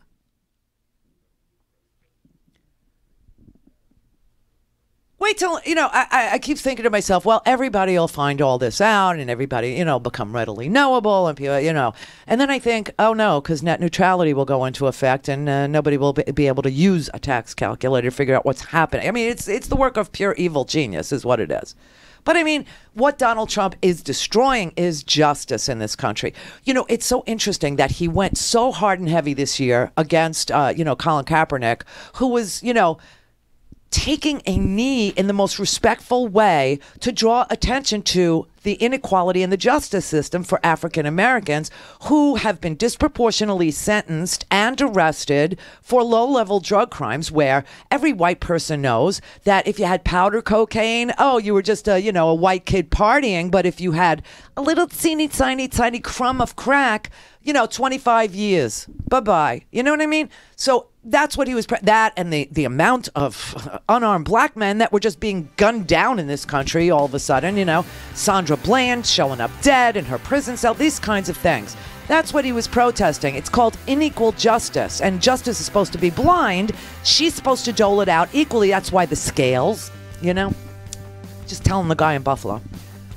But what Donald Trump is doing is destroying the justice system by alleging that after America is attacked, while also endorsing a pedophile, don't you ever tell me you love this country or your kids. You support a guy who endorsed a pedophile for Senate. Oh my God. But while he's doing all this, he is literally gutting the Justice Department by putting these beauties as judges. And denigrating the Republican Bob Mueller, who was hired by the Republican Rod Rosenstein because the Republican Jeff Sessions had to recuse himself because he was in contact with Russians. To speak to Randy, call now, you bastards. 561-270-3844. Hello. The Randi Rhodes Air Force. Hey everybody, it's Brett from The Randi Rhodes Show, and all I want for Christmas is an impeachment. But the next best thing is working at The Randi Rhodes Show, and that can't happen without your support. Let's help Randi make this a hard truth holiday season, and she can't do that without your support. So please keep listening and buy a stinking podcast. Happy holidays, jerky fans. Herky Jerky knows it's the season to enjoy the world's best jerky and meat sticks, and they want you to save a bundle while doing it. Herky Jerky, first of all, would like to thank you all you fiercely loyal customers, because they had their most successful year thanks to you despite Mother Nature doing its worst. Jason at Herky Jerky is so grateful that you enjoy his products, and everyone at Herky Jerky is so glad to provide them. So, as a special thank you, Herky Jerky is serving up their best offer of the year for Christmas giving. $10 off any order of $60 or more, or $15 off any order $100 or more without a promo code. Just visit herkyjerky.com. And the now famous bacon jerky, new fat-free and delicious turkey jerky, and all four the new nitrite and preservative-free flavors, plus good old beef jerky, and all the exotic game jerkies make perfect holiday gifts. Buffalo, elk, venison sticks, 3 different varieties of beef smokies, all make great stocking stuffers. So choose your favorites now. Take advantage of the savings, which also includes free shipping on any 2 packs or more. Everyone at Herky Jerky would like to wish a safe and happy holiday season to all of you, and thank you once again for your loyalty. This offer starts today and it goes through all of December. Happy holidays from herkyjerky.com. Hello, Progressive Voices tune-in listeners. I'm Casey Hobbs. And I'm Shane Mason, and we're the hosts of Nurse Talk Radio. Here's what we're talking about this week. And so what do you think with this possible passing of the tax bill where it's taking a big hit at the Affordable Care Act? What do you think our chances are? How are we going to fight this? Well, here's something that I think people often don't know yet, is that even the repeal of the individual mandate, that part of the Obamacare Affordable Care Act that required that people either buy private insurance or that they pay a penalty during filing of their taxes, even if that goes away, that provision is not due to take place until 2019, so we have time yet to push on this and to make sure that it doesn't actually become the way that we handle health care. We don't want to go back to the days when people had trouble getting coverage. That's just not good. The other thing that we're going to have to be very alert about fighting is, in order to pay for all these wonderful tax cuts to the wealthy, we want to make sure that they don't cut Medicaid, Medicare, Social Security. So we've got work to do as citizens to make sure that we let Congress know, don't do that. There are too many people that rely on Medicaid, Medicare, and Social Security for any kind of stability in their financial lives or in their health care access. So we're going to have to let senators, representatives know constantly, all right, we see that you're repealing this particular provision of the Affordable Care Act now. How are you going to move forward on Medicare for All so that we're actually fixing the system? So are there any positives to look forward to in 2018 that we know are with some certainty? Check out our show at nursetalksite.com and listen every Saturday and Sunday right here on Progressive Voices. Call in, connect. To speak to Randy, Call 561-270-3844. 561-270-3844. Joining us now, Florida Attorney General Pam Bondi and Fox News legal analyst Greg Jarrett. Let me start with John Solomon, who will join us in a minute. Let's start with all of these revelations. Ray and Peter Strzok and all of these figures. Hillary Clinton supporters, Trump haters. I think we now know that the Mueller investigation is illegitimate and corrupt. And Mueller has been using the FBI as a political weapon. And the FBI has become America's secret police. Secret surveillance, wiretapping, intimidation, harassment, and threats. It's like the old KGB that comes for you in the dark of the night, banging through your door. By the way, this is not a game. This is not hyperbole you're using here. No, ask Paul Manafort. They came for him and broke through his front door. And if it can happen to him, Greg, it can happen to all of us. Absolutely. Okay, so I'll tell you what, if I ever get caught laundering, millions of dollars of Russian money through Cyprus banks, you could come knocking through my door in the middle of the night. What do you mean just to ask Paul Manafort? Paul Manafort is one of the dirtiest. His own daughters were texting each other saying, you do know dad's money is blood money. I mean, honest to God, man, this is crazy. But this is what they're doing. They're trying to dismantle the Justice Department. They're trying to dismantle the courts. They're trying to dismantle, the entire rule of law is the only reason America survives every contretemps we have. Because the law is the law, and it's made by men, not by God, and not by Roy Moore, a pedophile, and not by, that we do take justices off the courts, the Supreme Court of Alabama, when we find out that they will not follow court orders. Like, the Supreme Court told Roy Moore, remove that rock. Take it out. And he wouldn't do it, so they removed him. Okay, the idiot voters voted him back on the Supreme Court, and then he refused to follow the law as laid out by the Supreme Court that he had to have his magistrates issue marriage licenses for gays. But he thinks God hates gays. This is his opinion. And therefore, his opinion is paramount and supreme to the law of men that rule the United States. And so, therefore, he would not allow them to issue these marriage licenses. And he was removed a second time. Then he runs for Senate, and we find out he's a mole rat that trolls teenage girls, takes them out to the back of a dumpster, and is a head pusher, pushes their head onto their crotch, and our president endorses him. So don't tell me you love your children. Don't tell me you love America. America is America because of the rule of law. The Constitution sets up what is the law. That's what the Constitution is. And so And God, by the way, is not mentioned in the Constitution. There is no mention of God in the United States Constitution. So, this is just crazy. Now, Trump, of course, is, trying to pack the courts with these Ku Klux Klan sympathizers, with Don McGahn's friends, with Don McGahn's chief of staff's husband, with a guy who thinks that transgender children are satanic, and, it's evidence that, this is what his accomplishment is trashing the rule of law. And that's why they're on the TV trashing an independent prosecutor. Listen, for all we know, Mueller's investigation could clear Donald Trump. It could clear Jared Kushner. It could clear Jr. It could have a very innocent meeting for why Jr. said in a text that he would, love to have dirt on Hillary Clinton in exchange for a meeting in New York where he was willing to discuss taking the sanctions off Russia. And we know that happened because idiot boy Michael Flynn, who should know better, was on the phone with Sergei Kislyak, the spy master, 5 times in one day, being recorded because we routinely record Ambassador Kislyak. Because he's a spy master. And these idiots on Fox News, they're talking about, this is like the old KGB. You know who's like the old KGB? Vladimir Putin.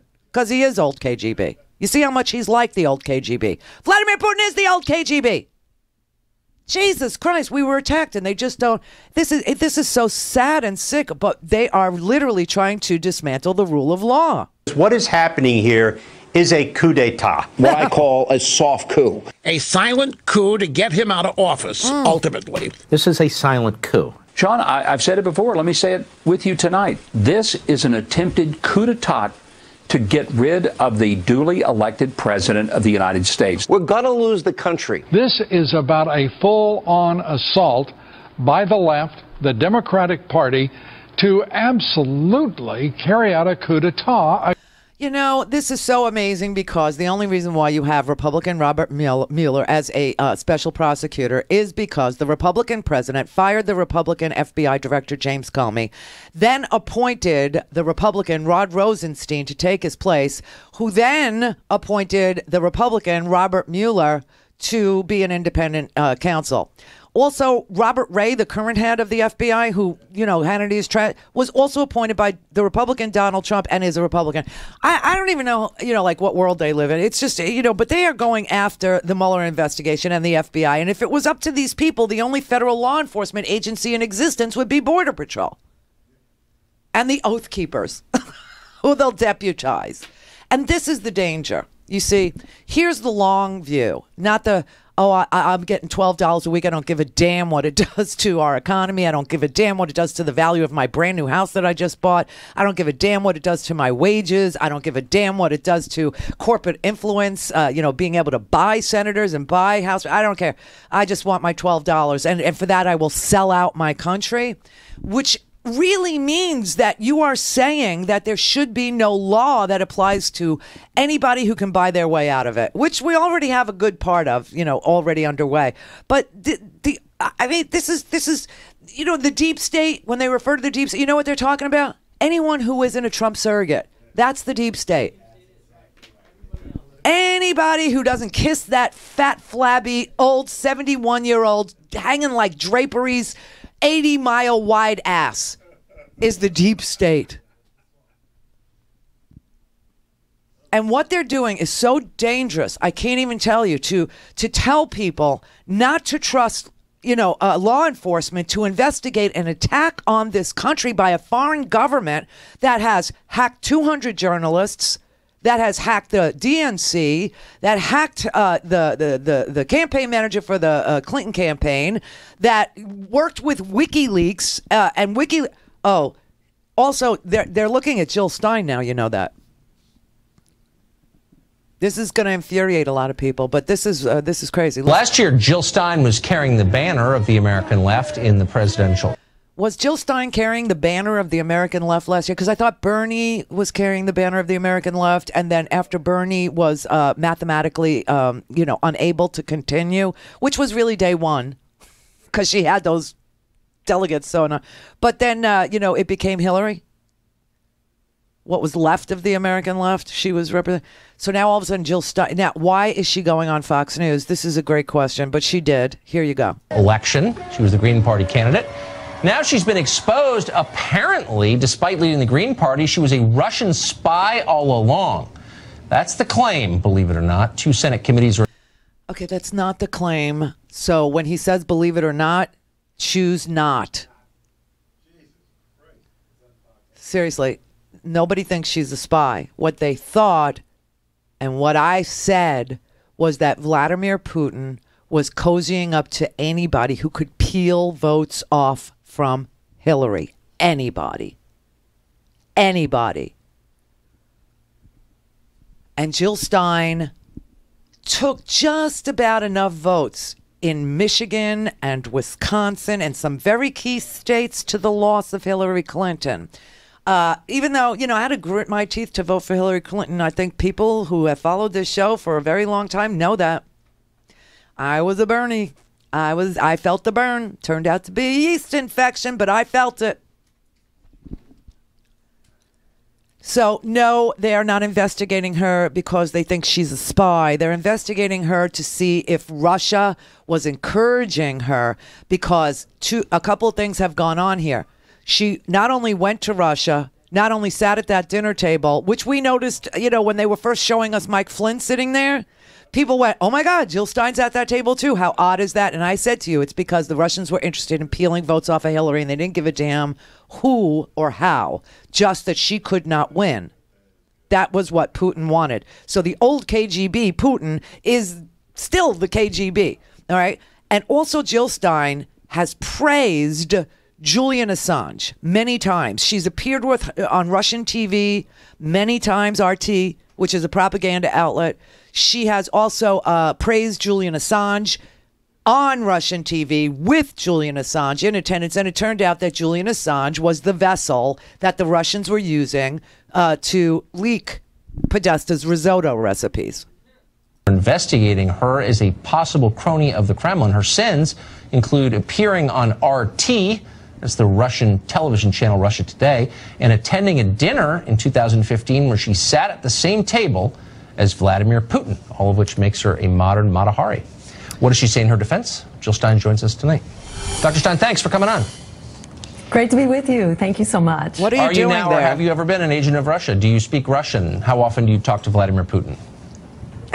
Like, not at all. Like, why is she on Fox News? Seriously, Jill, why? I mean, when you were vandalizing, you know, the protesters, remember she was up in North Dakota, and she decided a great thing to do would be to spray paint things and, you know, tag them and, you know, break the law. Now she's on Fox News. This is it. All bets are off for me. For the Green Party. Now, you know, I'm not a fan of the Green Party. I think everybody knows that. I got 2 words for you. Ralph Nader. Right. Now Jill Stein is, you know, the champion of the left, and she's being accused of being a Russian spy. No. They are asking her whether or not Vladimir Putin expressed a desire to help her or Julian Assange so that she could peel votes off of Hillary. That's the only question for her. even when briefly he sat at this head table at a conference. I was in Moscow for a conference. That wasn't a conference. That was a dinner for the propaganda outlet known as Russian television, RT, here in the United States. And that was a dinner that was held for their anniversary. So, attended actually by the BBC, by the Canadian Broadcast System, by the state TV networks for China, India, Telesur, etc. This was a actual legitimate conference. It's all up on the web. There's nothing secret about it. We were posting information, putting out press releases, no backroom deals, no secret meetings in oligarchy towers or anything like that. All very transparent and public. The dinner at the end of the conference was really a non-event. At one point, Putin came in with a couple of guys that I assumed were his bodyguards. Turns out they were actually his inner circle, but you would have never known it. Nobody. That's who we want as president. Somebody who doesn't know that she's meeting Vladimir Putin's inner circle. You know, I mean, really, this is ridiculous. And the only questions anybody has for her is whether or not Russia expressed an interest in her candidacy because they wanted somebody to peel votes off of her. Nobody's saying she's a spy. Nobody. Except for Fox News. Ken in Los Angeles.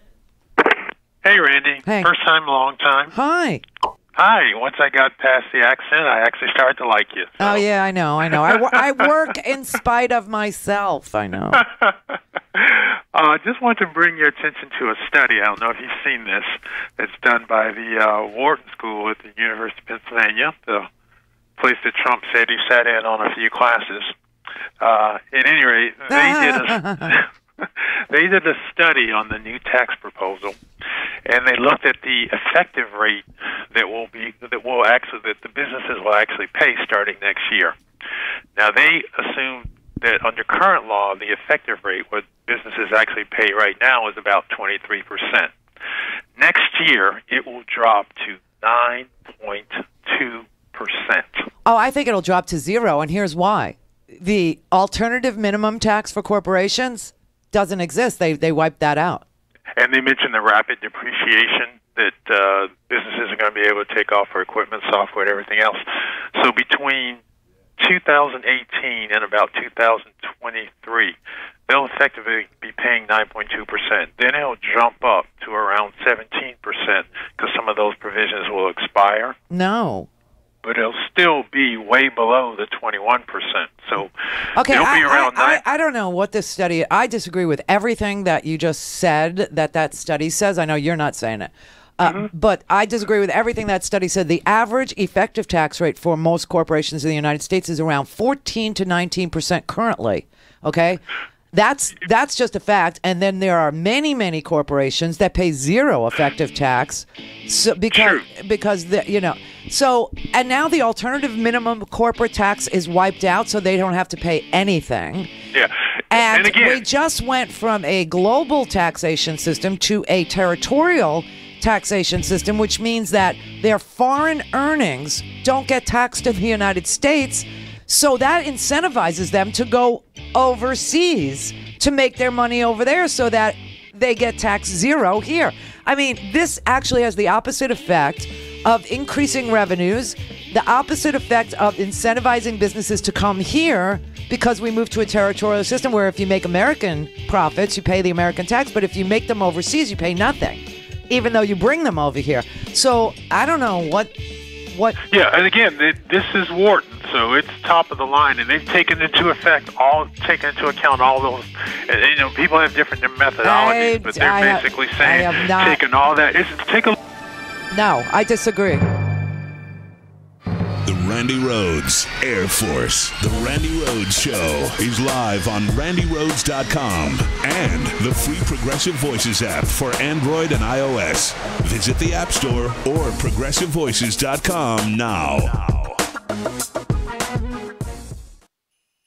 Hi, this is Scotty, Randy's producer, here to remind you it's December, a month that's known for its holidays. You got your Christmas, your Hanukkah, your Kwanzaa, your Boxing Day, Festivus. No matter what holiday you celebrate, it's a time we all come together with our families and friends. And since you're all my family and friends, I like to wish each and every one of you a happy/merry holidays of your choice. Now, if you're still looking for the perfect gift, I, Scotty, got you covered.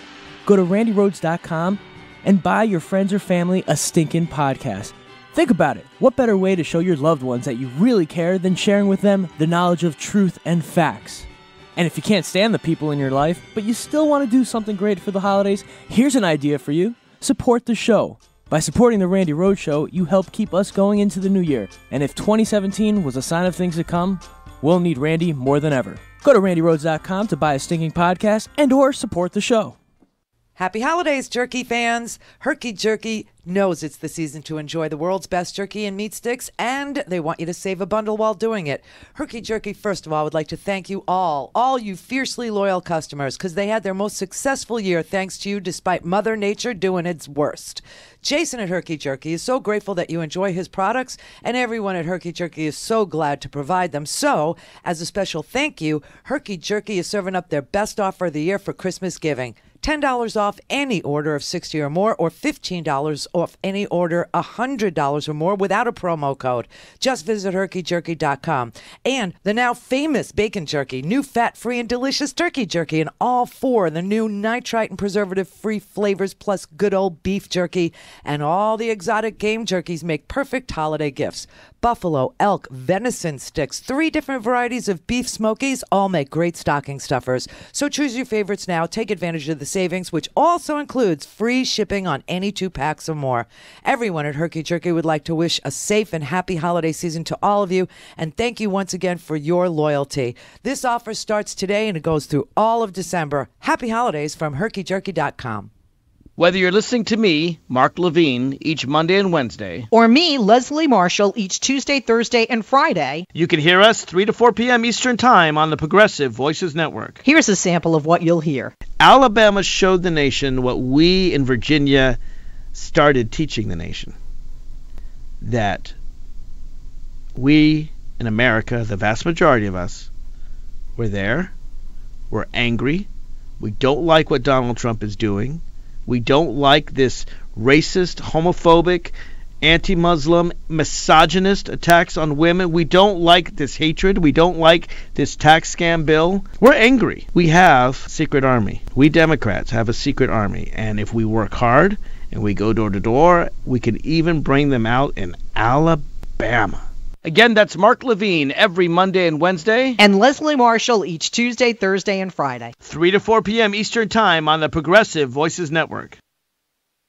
This is the Randy Rhodes Show. To speak with Randy, dial 561-270-3844. That's 561-270-3844. Hi. Okay, this is the last segment of 2017. All right. So, if I forget or if I come up against the computer clock, which automatically breaks us, I just want to say Merry Christmas. Thank you for all the nice Hanukkah wishes that I got there. That was very lovely. I got some beautiful gifts. So thank you for everything. But we really need cash, okay, for 2018. That's like the best thing that you could give. But thank you, everybody. Happy New Year. We will be back on January the 3rd. January the 3rd of 2018. A much better year for all of us it will be. I promise. So it's going to take us January, February, March, April, May, June. Then campaign season. Oh, my God. It's going to start. And then over the summer, people will be, fighting in primaries. It's going to be so fun. It will be so amazing. And then come November, big blue wave. Big, huge, I tell you. Huge wave. And then hopefully impeachment. Oh, yeah. I have high hopes.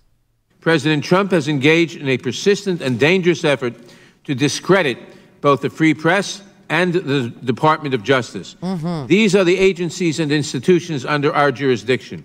Every minute that our majority wastes uncovering for President Trump is a minute lost on finding a solution for the Dreamers, or curbing a vicious spike in hate crimes, or preventing dangerous individuals from purchasing firearms, or stopping the president from further damaging the constitutional order. I hope my colleagues will use today's hearing as an opportunity to find their way back to the true work of the House Judiciary Committee.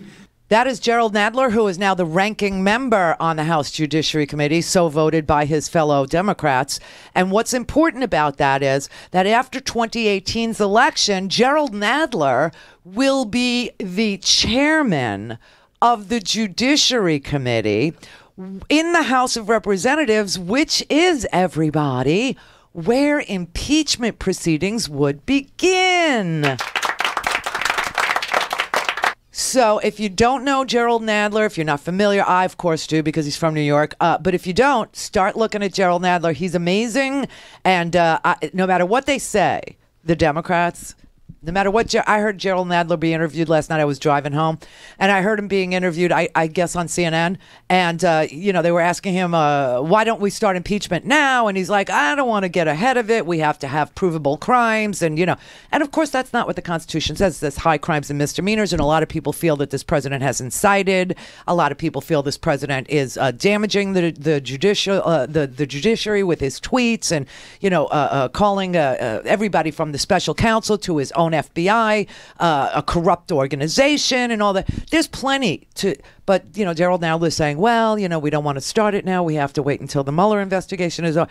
Trust me, they're already drafting articles of impeachment in preparation for November 2018. And that will be so awesome because this president has got to go.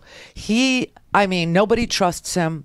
His word means nothing. He is so uninvolved with the legislation that the Republicans, literally, their lobbyists, are writing these bills behind closed doors for pay, right? They're hired by these corporate masters, and then they go to Congress, and, for $1,000 an hour, they will sit with your representative and promise your representative everything from get out the vote efforts to fundraisers to cash contributions from the law firm they represent. The money is just insane.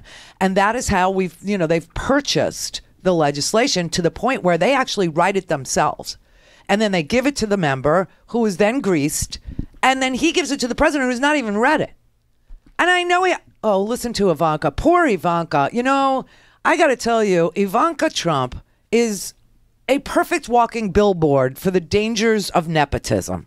Listen to what she said this morning. I'm really looking forward to doing a lot of traveling in April when people realize the effect that this has, both on the process of filling out their taxes. The vast majority will be doing so on a single postcard, but also having experienced the relief that will be starting as early as February.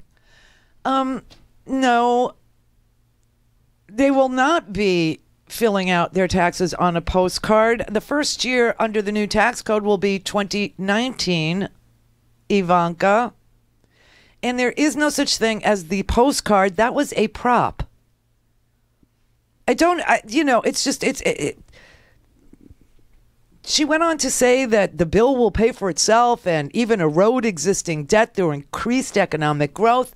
Virtually no nonpartisan studies, no nonpartisan experts have, not even the Wharton School, I just looked at it, believes slashing the corporate tax rate from 35 to 21% will be deficit neutral or decrease the debt. No one thinks that. It's really sad when you think that these kids are so smart and you think, oh my God, and they went to great school. Oh, they're as dumb as Dad, who got help from the Russians to win an election. Lawrence in Mount Vernon. Hi, Randy. First time, long time. Hi. Hi. I call in to tell you what's really behind everything that's going on, why the Republicans can get away with it. And I know one time you had mentioned that they use racism to get their way, to get people to vote for them. Yes. And the main thing is, this is something that's very important. MSNBC showed this only once after the 2012 election. They interviewed a redneck down in Florida, basically no shirt, hat, with a swamp behind him, and he basically said he would rather live in abject poverty under a white president than prosper under a black president. And the reporter, shocked, asked him why. Because he says, with a white president, I know where I stand. That's the only reason why they vote for Trump. Well, you can't stand when they cut your legs off, and that's what they're doing. So I don't know why people are, so married to this idea, that somehow Barack Obama was worse for their pocketbook than a white president. I don't get it. I mean, it makes no sense. With a white president, we went to war, we attacked on our nation, we spent $7 trillion on it, and Iran won. They deregulated the savings and loans so that they could do business with the investment banks, who then gambled your money, and we lost our 401ks and our house. And then and we were bleeding 800,000 jobs a month, every single month, until Barack Obama came around, and we got the automobile business bailout, which was great for middle America. Okay, I don't understand why they hated it.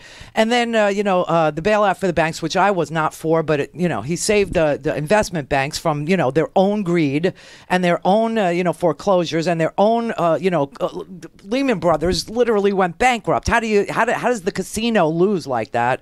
It's just unbelievable. And then, passed a Fair Pay Act for women and did a stimulus package, and people started to see the benefits. Okay, 9 years goes by. This guy comes in. He's white. The black one's leaving.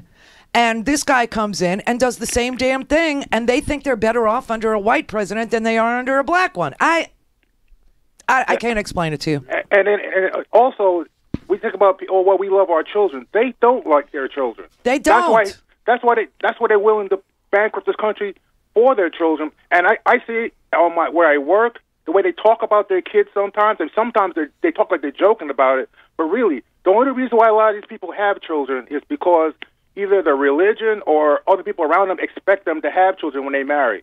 But once they have the child, I don't know about any of that because I'm not where you are, and I don't hear those kinds of conversations. Because my guys are great, and they have, like Scott just has this little baby, and Anthony is the child of the Randi Rhodes Show, and we will all be raising Anthony. So I don't hear it. But I will say this: when you have a president of the United States who literally inspects naked 15-year-olds at one of his pageants and brags about it to Howard Stern in public, then says that he assaults women also because he just can't control himself, and then that guy goes and endorses a pedophile, and the people of Alabama are split like right down the middle of the ass crack about whether to support a pedophile, then I would say all bets are off, and you must thank the black women. Yes, and it's basically their white privilege. They're voting for the white privilege, especially white male privilege, and they don't and they don't care about anything else. I know. It ends right there. And it's fear, too, because they're so terrified that, black people, the way they've treated black people is so horrendous. And I'm not just talking about slavery, which is the greatest original sin this country has, besides for genocide. Okay? And I'm not even talking about Jim Crow. I'm not talking about segregation. I'm not talking about any of that. I am seriously talking about police brutality that is current, modern, today, the disparity in sentencing for, crack cocaine and powder cocaine, and the destruction of the black family, all that. They are just so terrified. I know this because I'm pasty white, that black people will always remember this, and that they are vengeful people like white people are, and that they will exact a pound of flesh for every slight. And I know, because I've been so lucky to have a huge African-American audience for most of my career who trust me with your issues and your... And I'm one of them. And I'm so lucky because I get to hear things that otherwise, without the trust going two ways, I would never have heard. And so I understand that black people don't want revenge at all. They just want to live the same way as everybody who's white lives. They don't want to be followed around anymore. They don't want to be killed for a broken taillight. But white people are so guilty and so paranoid about that guilt because they know what they did. They know what they did. Yes. And so that's why they're holding, people of color down so hard. That's why they put a boot on your neck every time, because they're scared that all you're about is revenge. And I know better. The black community is the most churched community I have ever been lucky enough to know. The kinds of things that get said in black churches are the exact things that Jesus would say at the Sermon on the Mount. And yet in white churches, all you hear is about Armageddon and the end times and, the rapture. And I mean, for them, it's such doom and gloom. And for the black church, my father was a member of a black church. So I've been going to black church a really long time because my father was, and I hate to admit it, but my father was a... Messianic Jew. Do you know what that is? I think so. Yeah, it's a Jew for Jesus. And he did it because he married a woman who was a carbon copy of my mother, but very Christian. So he couldn't make himself go all the way, so he decided he would be a Messianic Jew. He would be a Jew for Jesus. And he went to her church, and I went to their church. And I'm telling you, the stuff I heard in their church was so unbelievably good. It really was. It was hard not to become, a Jew for Jesus. But it was so different from what I heard when I lived in, Appalachia. It was so different from what I heard when I lived in Mississippi. It was so different from what I heard in the Air Force, where, the only reason you go to church is to get out of duty on Sunday, right? So you go. And I never heard one positive word. All I heard was you have to get salvation in order not to, be left over when the rapture comes, and they're going to take you right out of your shoes. And, so I love the black church, and I love black women who are so willing to vote for everybody's interests and not just their own. And white people I can't say the same for. Right. I can't. I know too many of them. Yeah. Yeah. But you're right. This was all about racism. That's why he opened his campaign with Mexicans are criminals and rapists and they're not their best people. This is why he does. There's a story today I didn't even get to because it's too sad. It's really too sad. But they're looking to separate children from their parents. Children that are here illegally from their parents who are here illegally. They want to put the children in, like HHS prisons, and the parents will be dealt with separately. I mean, this just for me, and this is why I'm a Jew. This just for me reminds me of Never Let It Happen Again. Never Let It Happen Here. The idea of seeing families where the children are being taken to one facility, a lockdown facility, and the parents are being taken to a different one, and they're separating families. I mean, this article, it's in my homework. It's disgusting. And they go, yeah, this is really terrible and it's really bad, but it's necessary. This is the beginning of fascism. No, this isn't even the beginning. This is not the beginning. It is fascism. Yeah, right now. It is. To even suggest that you would separate children from their family, from their parents, is total and complete fascism. Yeah, I mean, the only way you get white people to understand, I hate to say it, especially when it comes to police killings, and only a supernatural agency can do this, is that for every black person that's killed by a white person, 10,000 white people at random have to die instantly. That way they cannot. That way there's no terrorist group. It just happens. Other than that, they will never understand. I already know that. I see it in them. Sorry. Well, yeah, I don't get what you just said, but you know what? The idea that we could form a more perfect union, it should not be lost on anybody, and that's what we hope to be able to do next year when we vote. We want to continue the progress. That's why we're called progressives. We don't look to the past for guidance. We look to the future so that we know, that perfection is a goal. But you know how they always say the arc of justice, it does bend towards justice. That's what they're trying to destroy on the other side, the arc of progress. They don't like it. They long for the good old days when people could own people. You could do what you will with them. Jews were hated, whatever. I don't know anybody at all that wants to go there, but they buy into, because of the bait and switch, they buy into. And like I said, these few crumbs they're giving this guy in Buffalo, it's not even bait. You couldn't catch a fish with that bait. It's a temporary bone for you to chew on. And then they're going to want it back. And you're going to pay. So be very careful. Anyway, to curb illegal border crossings, Trump administration weighs new measures targeting families. It's a Washington Post article. It's in the homework at randyrhodes.com. This will give you the chills. This is, I mean, for anybody who remembers the Holocaust or even watched the History Channel a time or two, you're going to remember how the children were separated from the parents. Watch Schindler's List over the vacation and that scene of the children being taken away. That is what they're proposing here. Children's shelters. Happy New Year, Merry Christmas. Buy a stinking podcast.